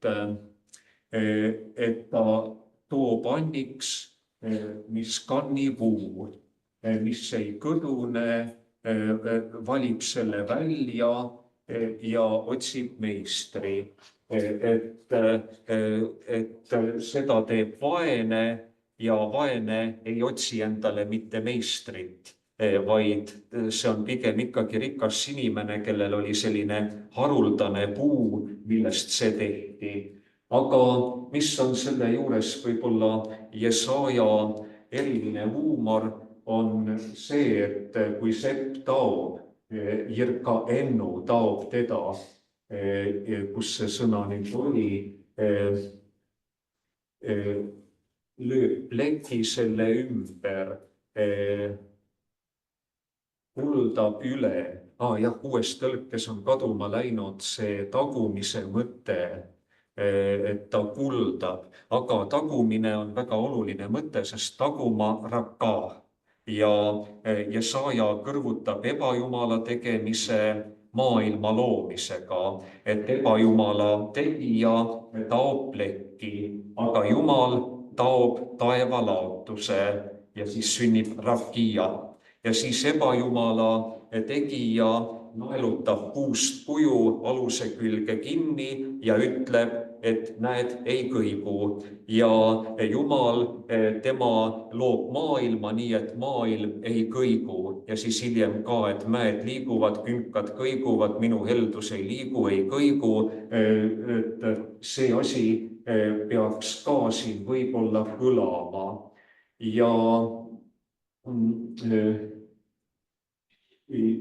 Aga see kõikumine ja tagumine, õige, nüüd sai Jesaja võib-olla varjatud mõte ka sõnastatud. Ja siis üks teema siit edasi, Jesaja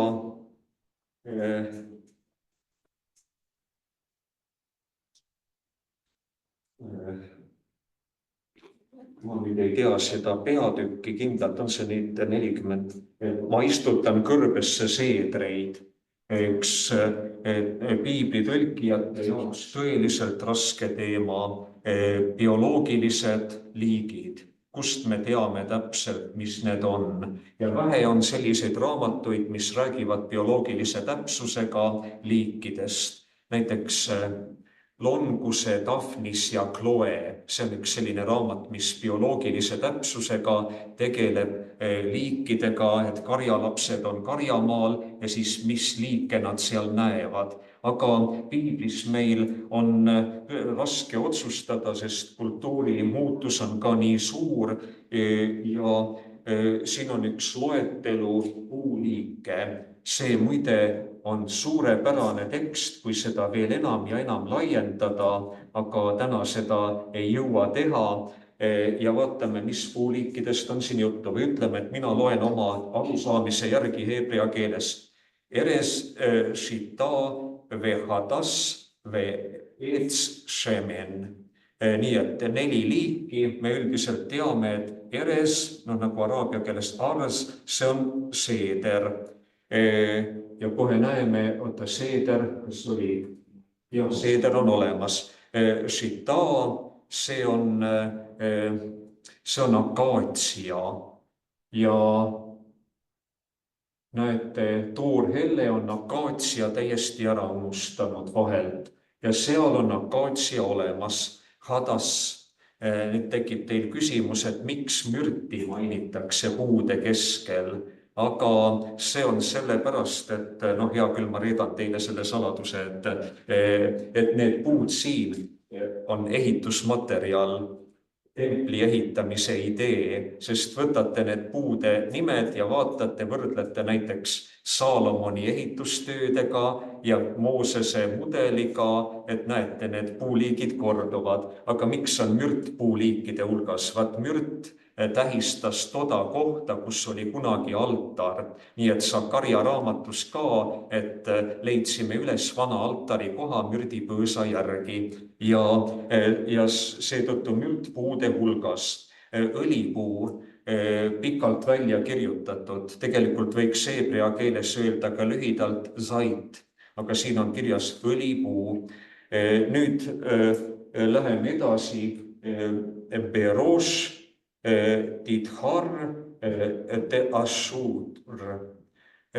Ja mis on see te Ashur või mis on need järgmised? Kõigepealt Küpres, Beros, see on arusaadav kõigi jaoks ja kui Küpres suureks kasvab, siis on ta vist üsna kuuse moodi, nii et sobib palgiks küll.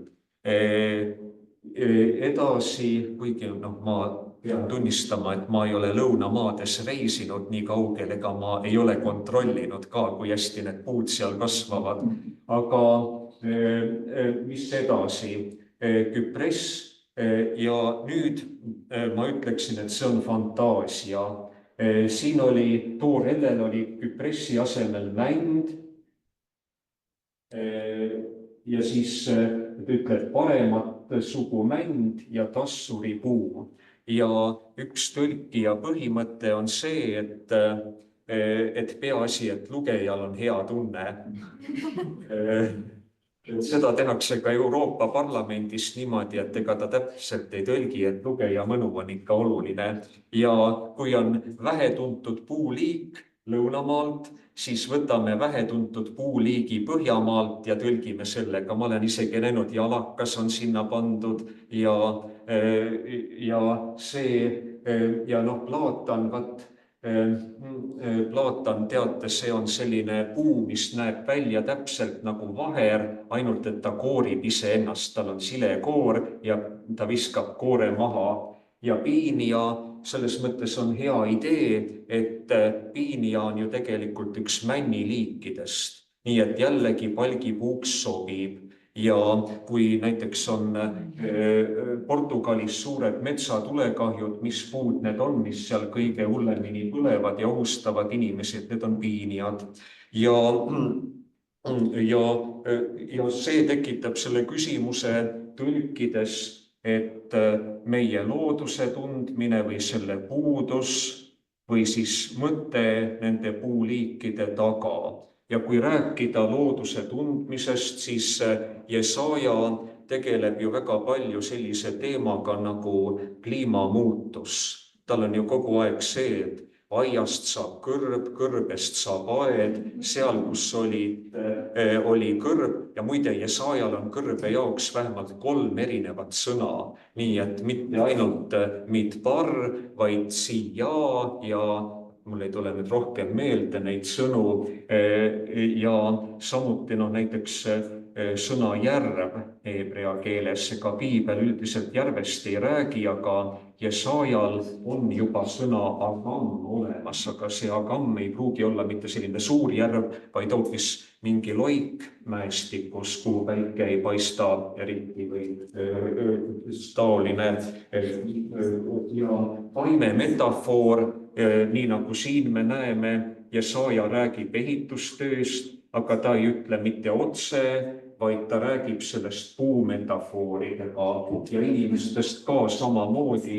Tihti me loeme ja me ei saa aru, kellest ta nüüd räägib, kas ta räägib inimestest või räägib puudest. ja siin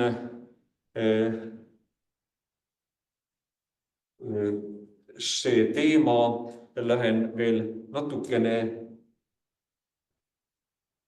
edasi selle juurde, kus tõesti võiks öelda, et pidage ja hämmastuge, saage pimedaks, ärge nähke. See on jällegi sõnamäng heebrea keeles hitmahmehu, latimahu, hista asu vešau. Nii et hitpol L ja kall üksteise kõrvale panduna. Ja algus on tõepoolest meie jaoks selge, et ta räägib seal sellest, et viivitage ja imestage. Aga edasi ta ütleb, et saage pimedaks ja ärge nähke. Aga see sõnatüvi võib tähendada hoopis vastupidi, et üks teine tüvi, teine tuletusviis, aga sama väljanägemine, hoopiski nägemine, et vaadake enese ümber, vaadake, aga kontekst on siin otsustanud, et siin pigem räägitakse inimeste pimedusest ja mitte sellest, et inimesed väga palju ja väga ilusasti näeksid. Ja nüüd Jesaja taolised ääretult grammatiline luule, millega ta tegeleb ja võiks öelda, et ta on väga kuiv inimene, aga ei ole päriselt kuiv. Võib-olla te juba kibelete ja ootate, et millal ma räägin teile tema muusikateemadest, näiteks, et hääl hüüab Jesaja 40. Et see on ju sõna, mis on läinud oma elu elama ka Uues Testamendis ja siis ta on läinud Põhja-Euroopas oma elu elama, jällegi teine tähendus, et algselt, et hüüdev hääl kõrbes ja nüüd meil on hoopis hüüdja hääl kõrbes, mis tähendab, et aga Jesaja puhul võis see olla hoopiski üks selline asi, mille sama hästi oleks võinud kirjutamata jätta. Nimelt, mispärast, et see on umbes nagu noodimärk, nii nagu psalmides on seela. Ta ei anna kuulajale midagi, aga Jesaja raamat, eriti just Deuterosaja, on ilmselt mõeldud muusikateosena. Ja see on koorilaul, see on oratoorium, me ei saa seda päriselt ooperiks nimetada, sest solisti osi on seal ääretult vähe, et pigem on ta koor nagu psalm ja ma ettevalmistustöid tehes kangesti tahtsin uurida Johann Sebastian Bachi ja Jesaja seoseid, aga ma ei leidnud. Ma leidsin küll, et Johann Sebastian Bachile ääretult meeldis ajaraamatute teoloogia ja seal ta võttis oma piibli ja kirjutas sinna ääre peale, et Taavet muretses instrumendid ja siis ta kiitis, et niimoodi just peabki organiseerima muusikaelu ja kirikuelu selleks, et meil oleks Jumala austamine ja et siis Taavet organiseeris laulukoori ja siis Bach kommenteerib seda nii ilusasti, aga kahjuks Jesaja kohtade juures ei leidnud Bachi kommentaare, aga meie ilmselt juba hakkasime ümisema oma ette seda laulu, et ärgake, nii vahid hüüdvad ja sellest me näeme, et Bachi ajastu inimesed said Jesajast vägagi õigesti aru, et Jesaja on muu hulgas ka muusikateos. Ja see oleks see, mille olen lühidalt ette valmistanud. Aitäh!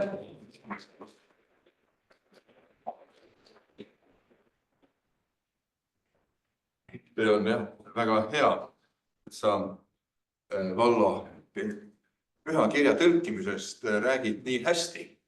Seda väga tihti ei juhtu, sest ikka alati piiblitõlgid teevad valesti ja eksivad, aga sa julgustasid. Aga on nüüd kellelgi mõnda küsimust ka Vallole? Olge julgemad, et see on nagu koolitunnis, et keegi julgeb.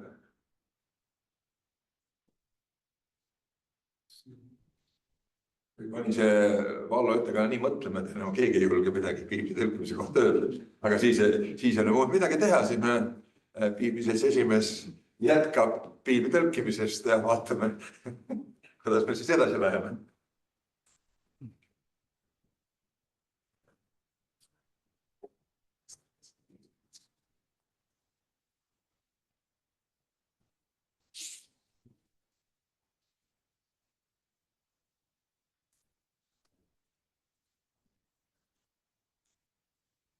Sellest püügiaugust ja pelgupaelast jälle välja, aitäh.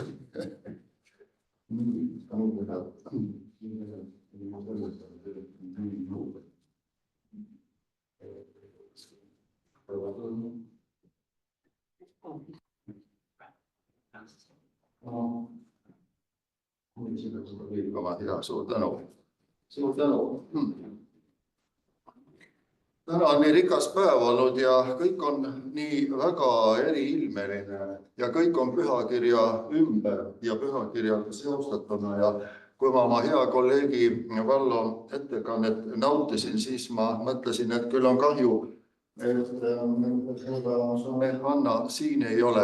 Muidu tal tekiks vastapandamatu soov eesti keelt õppida, sellepärast et siis ta saaks aru, mismoodi siin maal räägitakse heebrea keele ja eesti keele suhtes.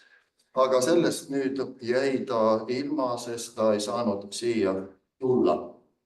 Ja kui ma kiiruga seda pealkirja pakkusin Jaan Päärensonile, et kuule, mis nagu pealkirja ma kavasse panen sinu osale, siis ma pakkusin, et näiteid Johannese evangeeliumi tõlkimisest, aga nüüd selles osas ta ei ole küll päris selline, nagu inimene võib oodata. Pigem on niisugune metoodiline ja kultuurilooline selline ja eesti keelt ja eestikeelset ütlemist silma ees hoidev lühikene sissejuhatus. Ma vaatan ka kella, aga ma saan seda materjali jagada oma üliõpilastega.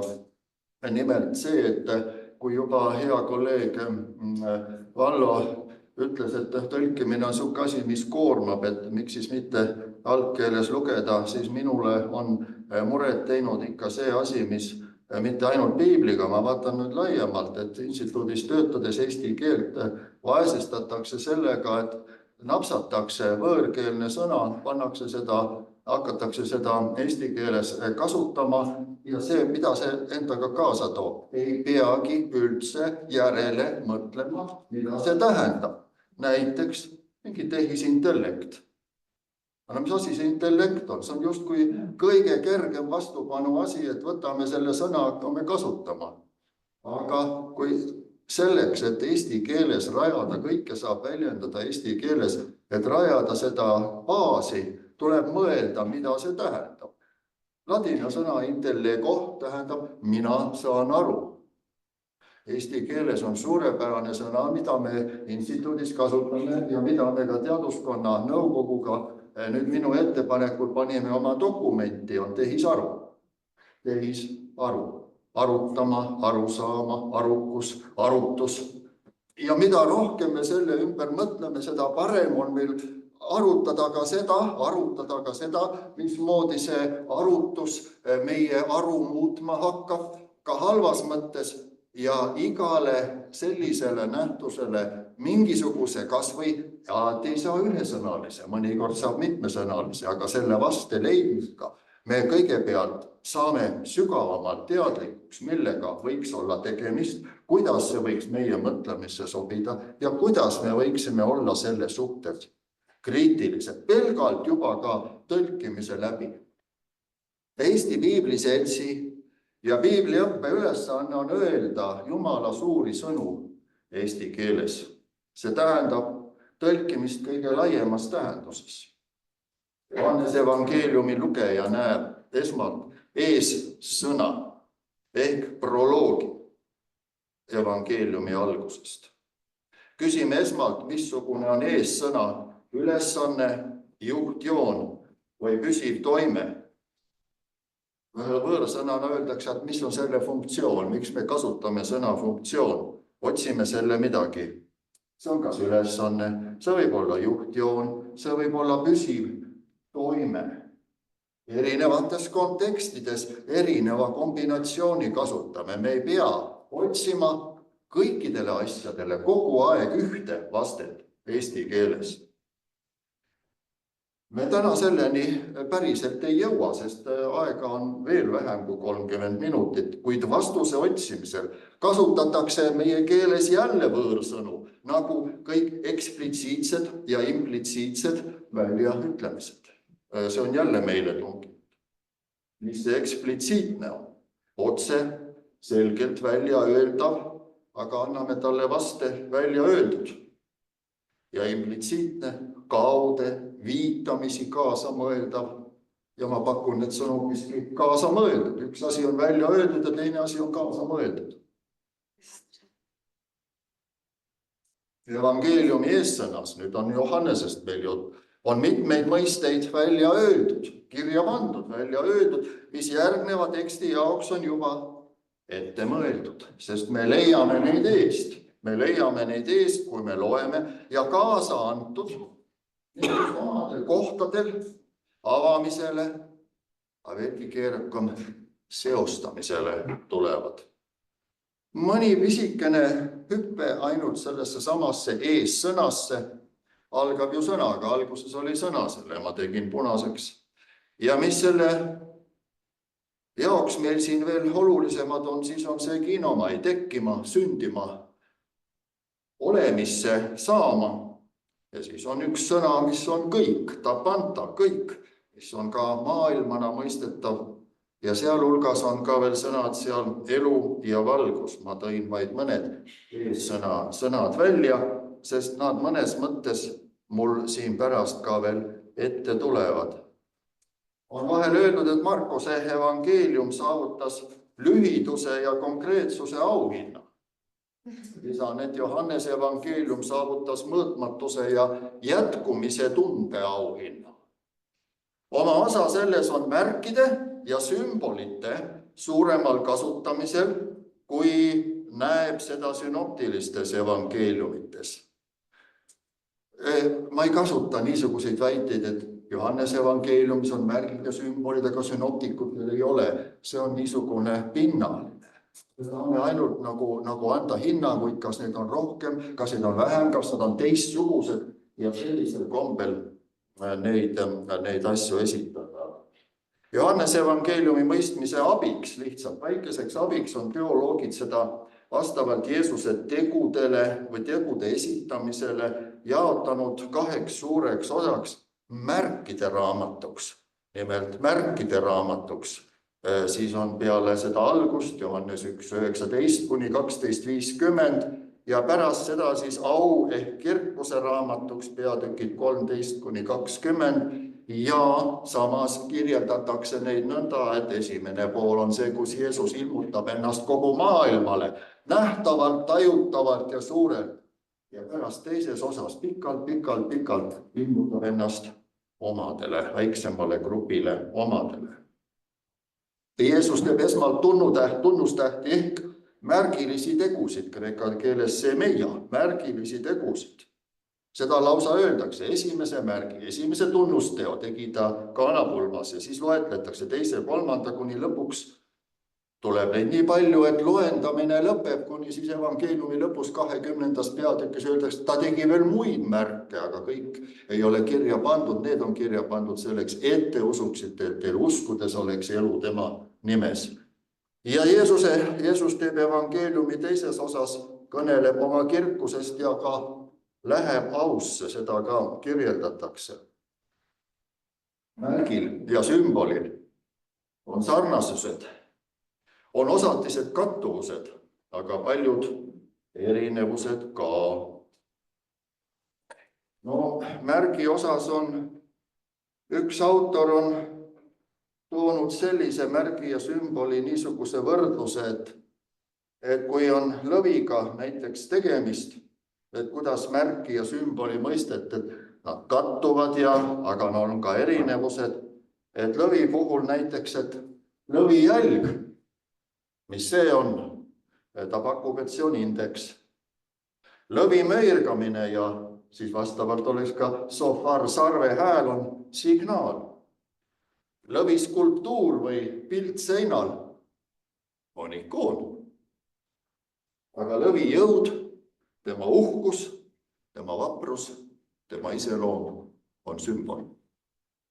Et niimoodi, et märk võib jaguneda erinevateks sellisteks aspektideks. Kõige selle juures, et neil on kattuvus, aga on ka erinevus. Märk on üldmõiste, tunnustäht. Mis märgi sa annad, mida sa näitad, mida sa teed, mis on märgiks, et me midagi üldse ära tunneme. Märgi puhul on vajalik, et see oleks selge, kiiresti äratuntav, sageli ka orientiirina. Eksimised on siin üsna ohtlikud, nagu liiklusmärgid, infopunkt võõras raudteejaamas, kui see on vale, siis on asi halb. Sellisel juhul on märgid omavahelises selgelt ka arusaadavas süsteemis. Märgil on otsene ja selge seos osutatavaga. Sümboliga selliseid eksistentsiaalseid ohte tavaliselt ei ole. Sümboli puhul võib öelda, et tead, et teine ütleb, kritiseerib, et äkki sa mõtled valesti. Sümbol on avatum, vahel mitmetähenduslik ja mitmeti seostatav. Sümbol on kui võrdsuju mingi mõtte, mõiste, tähendusvälja tähistamiseks. Sümboli ümber on sümboli maailm, mistõttu sümboli mõistmiseks on vaja rohkem eelteadmisi. Mõnikord on sümbolil ühisosa märgiga, aga mitte alati. Ma sellepärast ennem tõin need mõned sõnad, mõned sümbolid Johannese evangeeliumi eessõnast.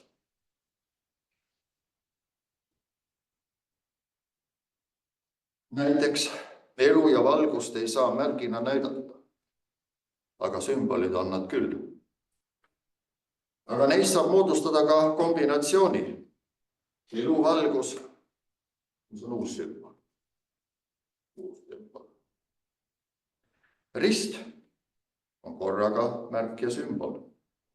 Sümbolina eeldab rist taustateadmisi, kultuurilist seotust. Selle mõistmist mõjutab aga ka koht, kontekst. Rist torni otsas. Ilmselt vastatakse, et kirik. Neid võib muidugi rohkem tuua. Rist maja seinal, nagu palvemaja või kabel või midagi muud. Rist park metsas, ilmselt kalmu tähistamas. Rist kaelas või kõrvades rippumas. Jätan selle hinnangu kuulajatele. Aga kõik need näited siin, need kolm risti kui märgi ja sümboli tõlgendust seostuvad rohkem või vähem ka risti inimese maailmaga. Kui ei ole risti inimese maailm, siis ka need näited ei päde sellisel kombel. Märgiga osutatakse sellele, mida on vaja märgata ja arvesse võtta, taevamärgi. Märki muutas võib tekkida reaalne oht. Sümboliga osutatakse sellele, mida on raske osutada. Kus on mingi metafoorne, ülekandeline või muu seos. Sümbolit muutes on võimalik, et tekib tunnetuslik usuline avardumine. Sümboliteks nimetati vanas kirikus Kristuse ajaloos ristiusu õpetust väljendavaid lühikokkuvõtteid, mis just mõisteid omavahel kokku heitsid. Ja siis ongi sümballo ehk kokku heitma, kokku viskama, laua peal esemeid kokku panema, sealt on sümbool. Kokku asetatavatest aspektidest saadab tulemus. Johannese evangeeliumis kasutab Jeesus ja kasutatakse Jeesuse kohta evangelisti poolt sümboolseid väljendusi ning tõlkimine kui tõlgendamine eeldab nii eksegeetikat kui hermeneutikat ja ega seda piiri nende vahel ei ole eriti kerge tõmmata, aga see on Johannes 1 esimeses peatükis. Kahes kohas kohe tuleb esile Jumala talv. Jumala talv. Meie Eesti tõlkes on talv suure algustähega ja see osa on nagu selle sümboli selgitamisest mõistetav sisegrupile. Ma rääkisin ka Liina Kilemitiga ja küsisin, et kas tema teab, et kas on mingisugune in-group mõistele juba juurdunud, no mis oleks nagu õiguslikult juba juurdunud sõna eesti keeles. Ta ütles, et nagu päriselt ei ole, et sisegrupp, et seda võib kasutada sellepärast, et in-group ja out-group, kellega siis ütleme, kogudus suhtleb in-group, kui Paulus kirjutab korintlastele, siis paljud asjad on ju suunatud in-groupile ja kuidas see suhtub siis selle out-groupiga, et kas te lähete paganate juurde oma kohtuasju ajama, eks ole, need, kus kuuluvad out-groupi või välisgruppi. Aga nii ta on praegu, et ütleme siis, et see sisegrupp, et see Jumala talle mõiste on mõistetav sisegrupile, kellel teeldakse sümboolika tundmist, sümbolite tundmist, kuhu on kokku asetatud erinevad mõisted, kogu Vana Testamendi taust, siis talle ohvri teema ja juba ka kristlikus varajases pärimuses kogunenud arusaam, et kui evangeelist ütleb, et Johannes ütleb, näe, see on Jumala tall, see eeldab see seda, et need, kellele öeldakse, kes kuulsid, kes evangeeliumit loevad, kellele seda ette loeti, et ega see on definitsioon. Sümbol pidi olema mõistetav. Sümboleid üldiselt ei defineerita. Definitsioon, mis asi see on? See on piiritlus. Ütleme eesti keeles hea vaste piiritlus. Me piiritleme mingi asja. Siis võõrkeelne ilus sõna on definitsioon. Hiljem said talle kujutised varakristlikus kunstis korraga nii märgiks kui ka sümboliks. Aga Johannese evangeeliumist just talle. Johannese 1.41. Nii, evangelist ise tõlgib lugejale. Messia ja siis ütleb, see on met hermeneuomenon, see on siis met hermeneuomenon. Ümber hermeneutiseeritud Kristus. Evangelist tõlgib ja tõlgendab ära, et Messia on siis lugejale kreeka keeles Kristus. Johannes 1.42, samalaadne olukord. Jeesus ütleb, Siimon, sind hüütakse Keefaks ja nüüd natukene teistsuguses vormis. Hoo hermeneuetai, mida tõlgendatakse, seda tõlgendatakse Peetruseks. Siin on siis korraga Siimon, siin on aramikeelne Keefa ja siis siin on kreekakeelne Peetrus, hoo hermeneuetai. Näeme siin nagu sarnasust juba kõrva ja silmaga, et 1.41 ja 1.42, need on nii lähestikku, seda hermeneutikat on siin väljendatud, aga keeleliselt natukene erinevad. Johannes 1.47, nii, sina oled tõeline iisraellane, kelles ei ole pettust. Aga mida see juba eeldab lugejal teadmist? Siin ei ole nüüd praegu selle salmi juures nii-öelda tõlke teema, sest ega seda nagu teisiti paremini vist tõlkida ei saa. Aga siin on tõlgenduse teema ja siin ongi see, et aga Iisrael on ju Jakob ja Jakob on Iisrael. 1. Mooses 32.29 ja 35.10 põhjal. Iisrael on Jakob. Ja kui pärast öeldakse 2. Moosese raamatu alguses, see räägitakse seal Iisraeli matmisest. Iisraeli matmisest. See ju Jakobi luude matmine. Jakobi luude matmine, mis toodi Egiptusest ära. Aga inimene loeb Vanast Testamendist Iisrael maeti. Evangeeliumi kirjutamisel arvestati mingisuguse osa sellest teadmisega. Mis see muidu tähendab, et tõeline Iisrael, tõeline Jakob, kelles ei ole pettust, ning Jakob meenutab kõlaliselt ju sõnu kand, akeb ja agab ja akeb, ta pettis. Jakob pettis lisalt esmasõnni õigus. Mis ta ka peab teadma? Nikodemus ütles Jeesusele sissejuhatuseks, mis ta siis ütles, sina teed märke. See meia. Sina teed märke. Märkidest on meil täna siin kõnet olnud. Mida keegi muu ei või teha kui ainult see, kes on Jumala juures saadetud. Seal samas peatükis salmides 3 ja 4 on nüüd see sündimise teema. Sündimise teema oluline. Seda meil ja ma enam üles ja siin praegu ei liigu see sündimise teema, see oli see teine sünnitatud saama või sündima, see on ka selle eelloo niinimetatud proloogiaga eesti keeles. Eellugu, eelsõna, loo ja logo, see sõna, eelsõnas oli ka see. Olen praegu püüdnud nagu selles piiratus mahus käsitleda neid asju, mis kuidagi selle sama teema sisse või sama 2 lehe sisse mahuvad. Sündima, sünnitatud saama, veest ja vaimust, aga nüüd siin on see anoten. Keeleliselt 2 moodi tõlgitav sõna, mõlemad on täiesti grammatiliselt võimalik. Uuesti ja ülevalt. Uuesti ja ülevalt. Ja jutustus ongi kreeka keeles üles ehitatud sellele, et see niimoodi toimib ja et selle 2 tähenduse tõttu on võimalik esitada Nikodeemuse arusaamatust olukorrast. Eesti keeles on raskus, kui see sõna anoten on mitmes eri kohas.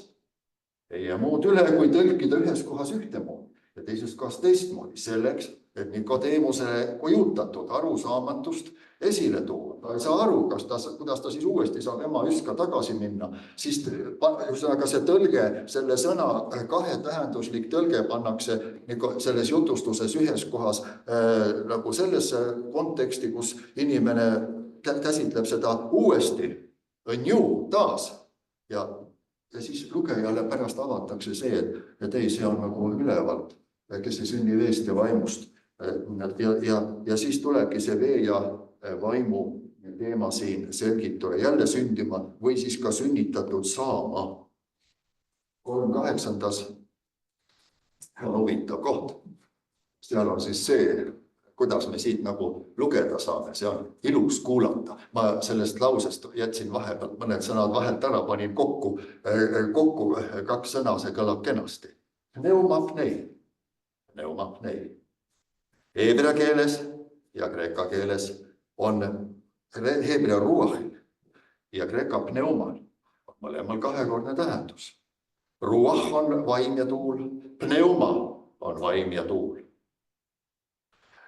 Vanas tõlkes oli, Genesises oli nõndamoodi, et mis mul taas nüüd meeles on, oli see loomisloost Kaini ja Aadama ja Eeva loost oli see, et kui le ruah hayom, kui Jumal kõndis Edeni aias, le ruah hayom, mis nüüd meie tõlgetes on, kui päev viluks läks. Maasingris tõlgis päeva tuuleaegu, sest seal on ruah. Et ja kas see kujund on midagi niisugust, et see õhtu vilu tuul tuli le ruah hayom, päevatuule aegu, aga samal sõnal on ka vaimu tähendus. Ja nüüd on siis see pneumapnei. Niimoodi ja pneo tegusõna on puhuma, pneuma on siis mis asi, nii vaim kui ka see tuul. Ja nüüd selles peatükis on see, et tuul ja siis on pandud ta puhuma. Nii ongi ka, kes on vaimus sündinud, siis selgitatakse seda selle teise tähenduse järgi, kus vaimus. Tuul puhub, kus ta tahab, nii on igaüks, kes on vaimus sündinud. Ja nüüd arvestatakse selle kristlase puhul. Kui ennemate näidetega oli, et selle kristlase puhul arvestati Vana Testamendi suure tundmisega, siis nüüd arvestatakse igal juhul, et tal on ka kreeka keele hea tundmine. Kohe kõrvas on see, et pneuma on vaim ja tuul korraga. Tuhk, eks ole, tuhavoi orkester on, mis asi on vaimulik orkester või hingeline orkester või tuhk ja tuhavoi orkester, näete, naaberkeeles on ka mingid sellised asjad. Aga no soomlastel on tormi orkesteri ei ole hengeline või sieluline orkesteri. Et kui me nagu selliseid eksegeetika pakub ka head võimalust, eriti kui päev juba pikale läheb, siis nagu sellise huumoriga oma seda tagasi taastada oma elujõudu. Pneumapnei tuul puhub, aga kui pneuma on vaim, siis tähendab meil on tuul ja tuulab. Vaadakem, eestlased on ikka väga heas olukorras, see on see rehe, väravad tehakse lahti ja siis tuul tuulab, siis tuulatakse tuulega see vili. Aga no kui ta vaim on, mis siis vaim teeb? Vaim vaimab. Aga see oleks juba uudissõna. Vaim vaimab, kus ta tahab. Kui tuul puhub, kus ta tahab, siis vaim vaimab, kus ta tahab. Sest pneumapnei, vaadake, kui hästi see kõlab kõrvades. Pneumo puhuma, pneuma vaim, pneumapnei. tuulab ja vaim vaimab. Ja nii me saaksime eesti keelele niisuguse omapärase tõlgendusvälja, mida me ei pea rahva piiblisse tõlkima, aga Piibliseltsi jaoks on see ja Usuteaduse Instituudi jaoks on see igatahes hea. Ja siis on 4. peatükis on selle jällegi, ma tegin selle nüüd napiks, sellepärast, et see kõik mahub ilusti 2 lehekülje peale. Hüdor tuleb meile meelde, vesi, zoon, elav, vesi, elav. Sündmus leiab aset Samaarias, mis praegu on lääne ranniku ala.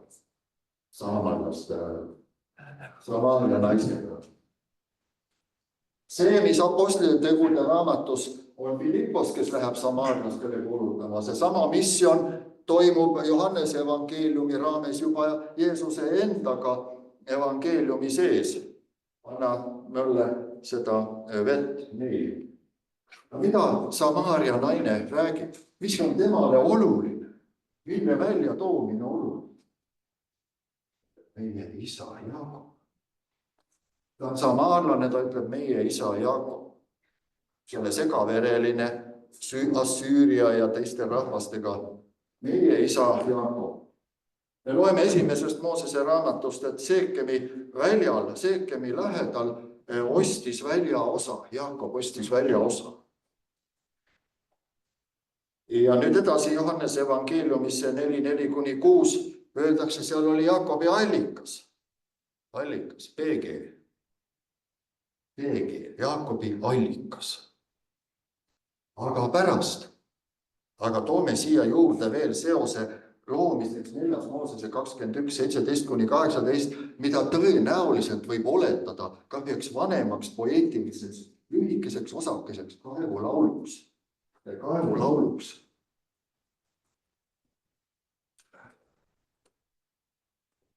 Selle taustaks siia lihtsalt praegu, ma otsin selle kiiresti 4:21-17 selles mõttes, et see tasub, kuna kohe hakkab lõppema ka ja leidsin üles. Tol korral laulis Iisrael seda laulu. Kee üles kaev, laulgem temast. Kaev, mille vürstid kaevasid, mida rahva varimad süvendasid valitsuskeppidega, oma karjase keppidega. Kaevud esiisade lugudes toovad selle elulise tähtsuse esile ja toovad ka esiisade ja nende naiste kohtumised esile. Ka Moosese. Ja sellepärast võime siis nii rikkaliku niisuguse mõtete komplekti, kui missioon, Jeesuse missioon läheb Samaariasse, kus ta kohtab Samaaria naist üksinda kaevul. Jüngrid olid ära läinud. Seal, kus on see Seekemi lähedal, on üks väljaosa, mida Pühakiri selliselt, mul on siin kirjakoht toodud, ja kus on Jaakobi allikas ja jutustusel pärast saab see allikas kaevunimetust. Freear. Kaev on sügav, sul ei ole ämbrit. Kuidas siit vett saab? Kaev on sügav. Allikas saab kaev. Jaakobi Vanatestamendi jutustustes räägitakse ja nagu selles mõttes sellest allikast. Ja see ongi siis see, kui Jeesus ütleb, et kui sa teaksid, kes see on, kes sul seda palub, siis sa paluksid ja ta annaksid elama. Hüdor zoon ja Johannes 7:37 tuleb sellest samast tõlkenduse liinist. Pühade viimasel suurel päeval seisis Jeesus ja hüüdis valjusti, kellel on janu.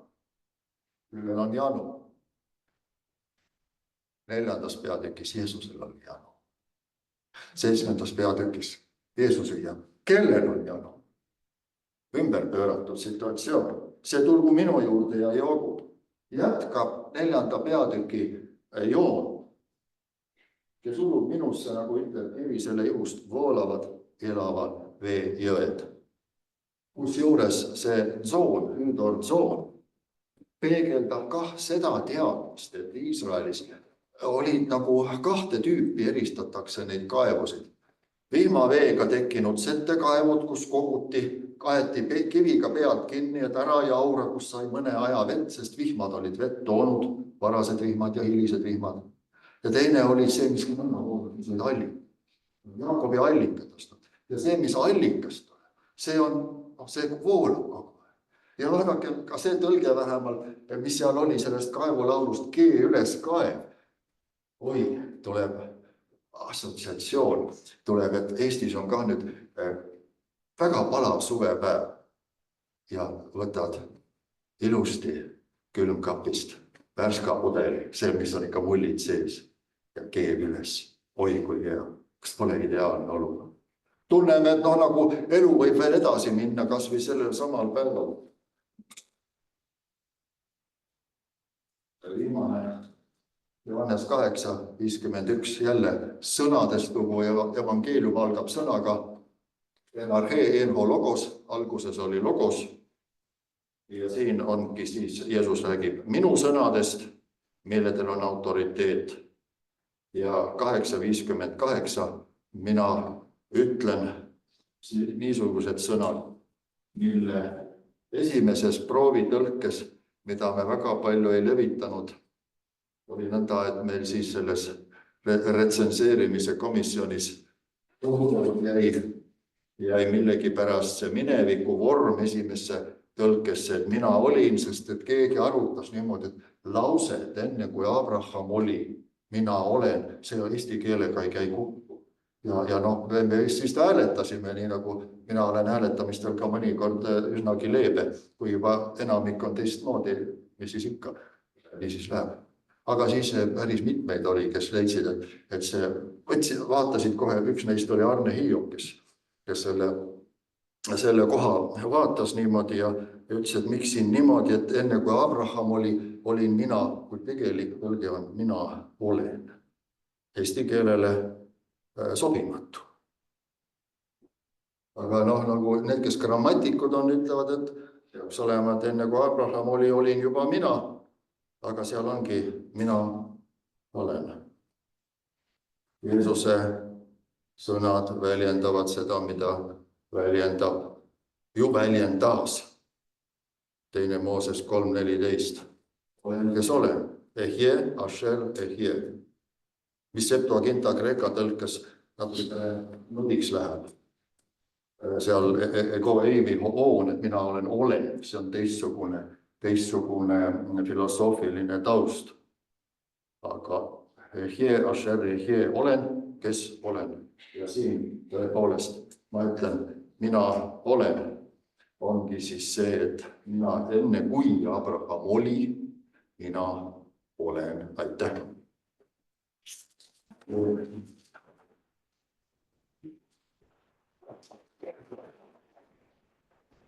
Nii, ma olen siia sinu kõrvale. Tõrtel ka veel. Jah, seda välja.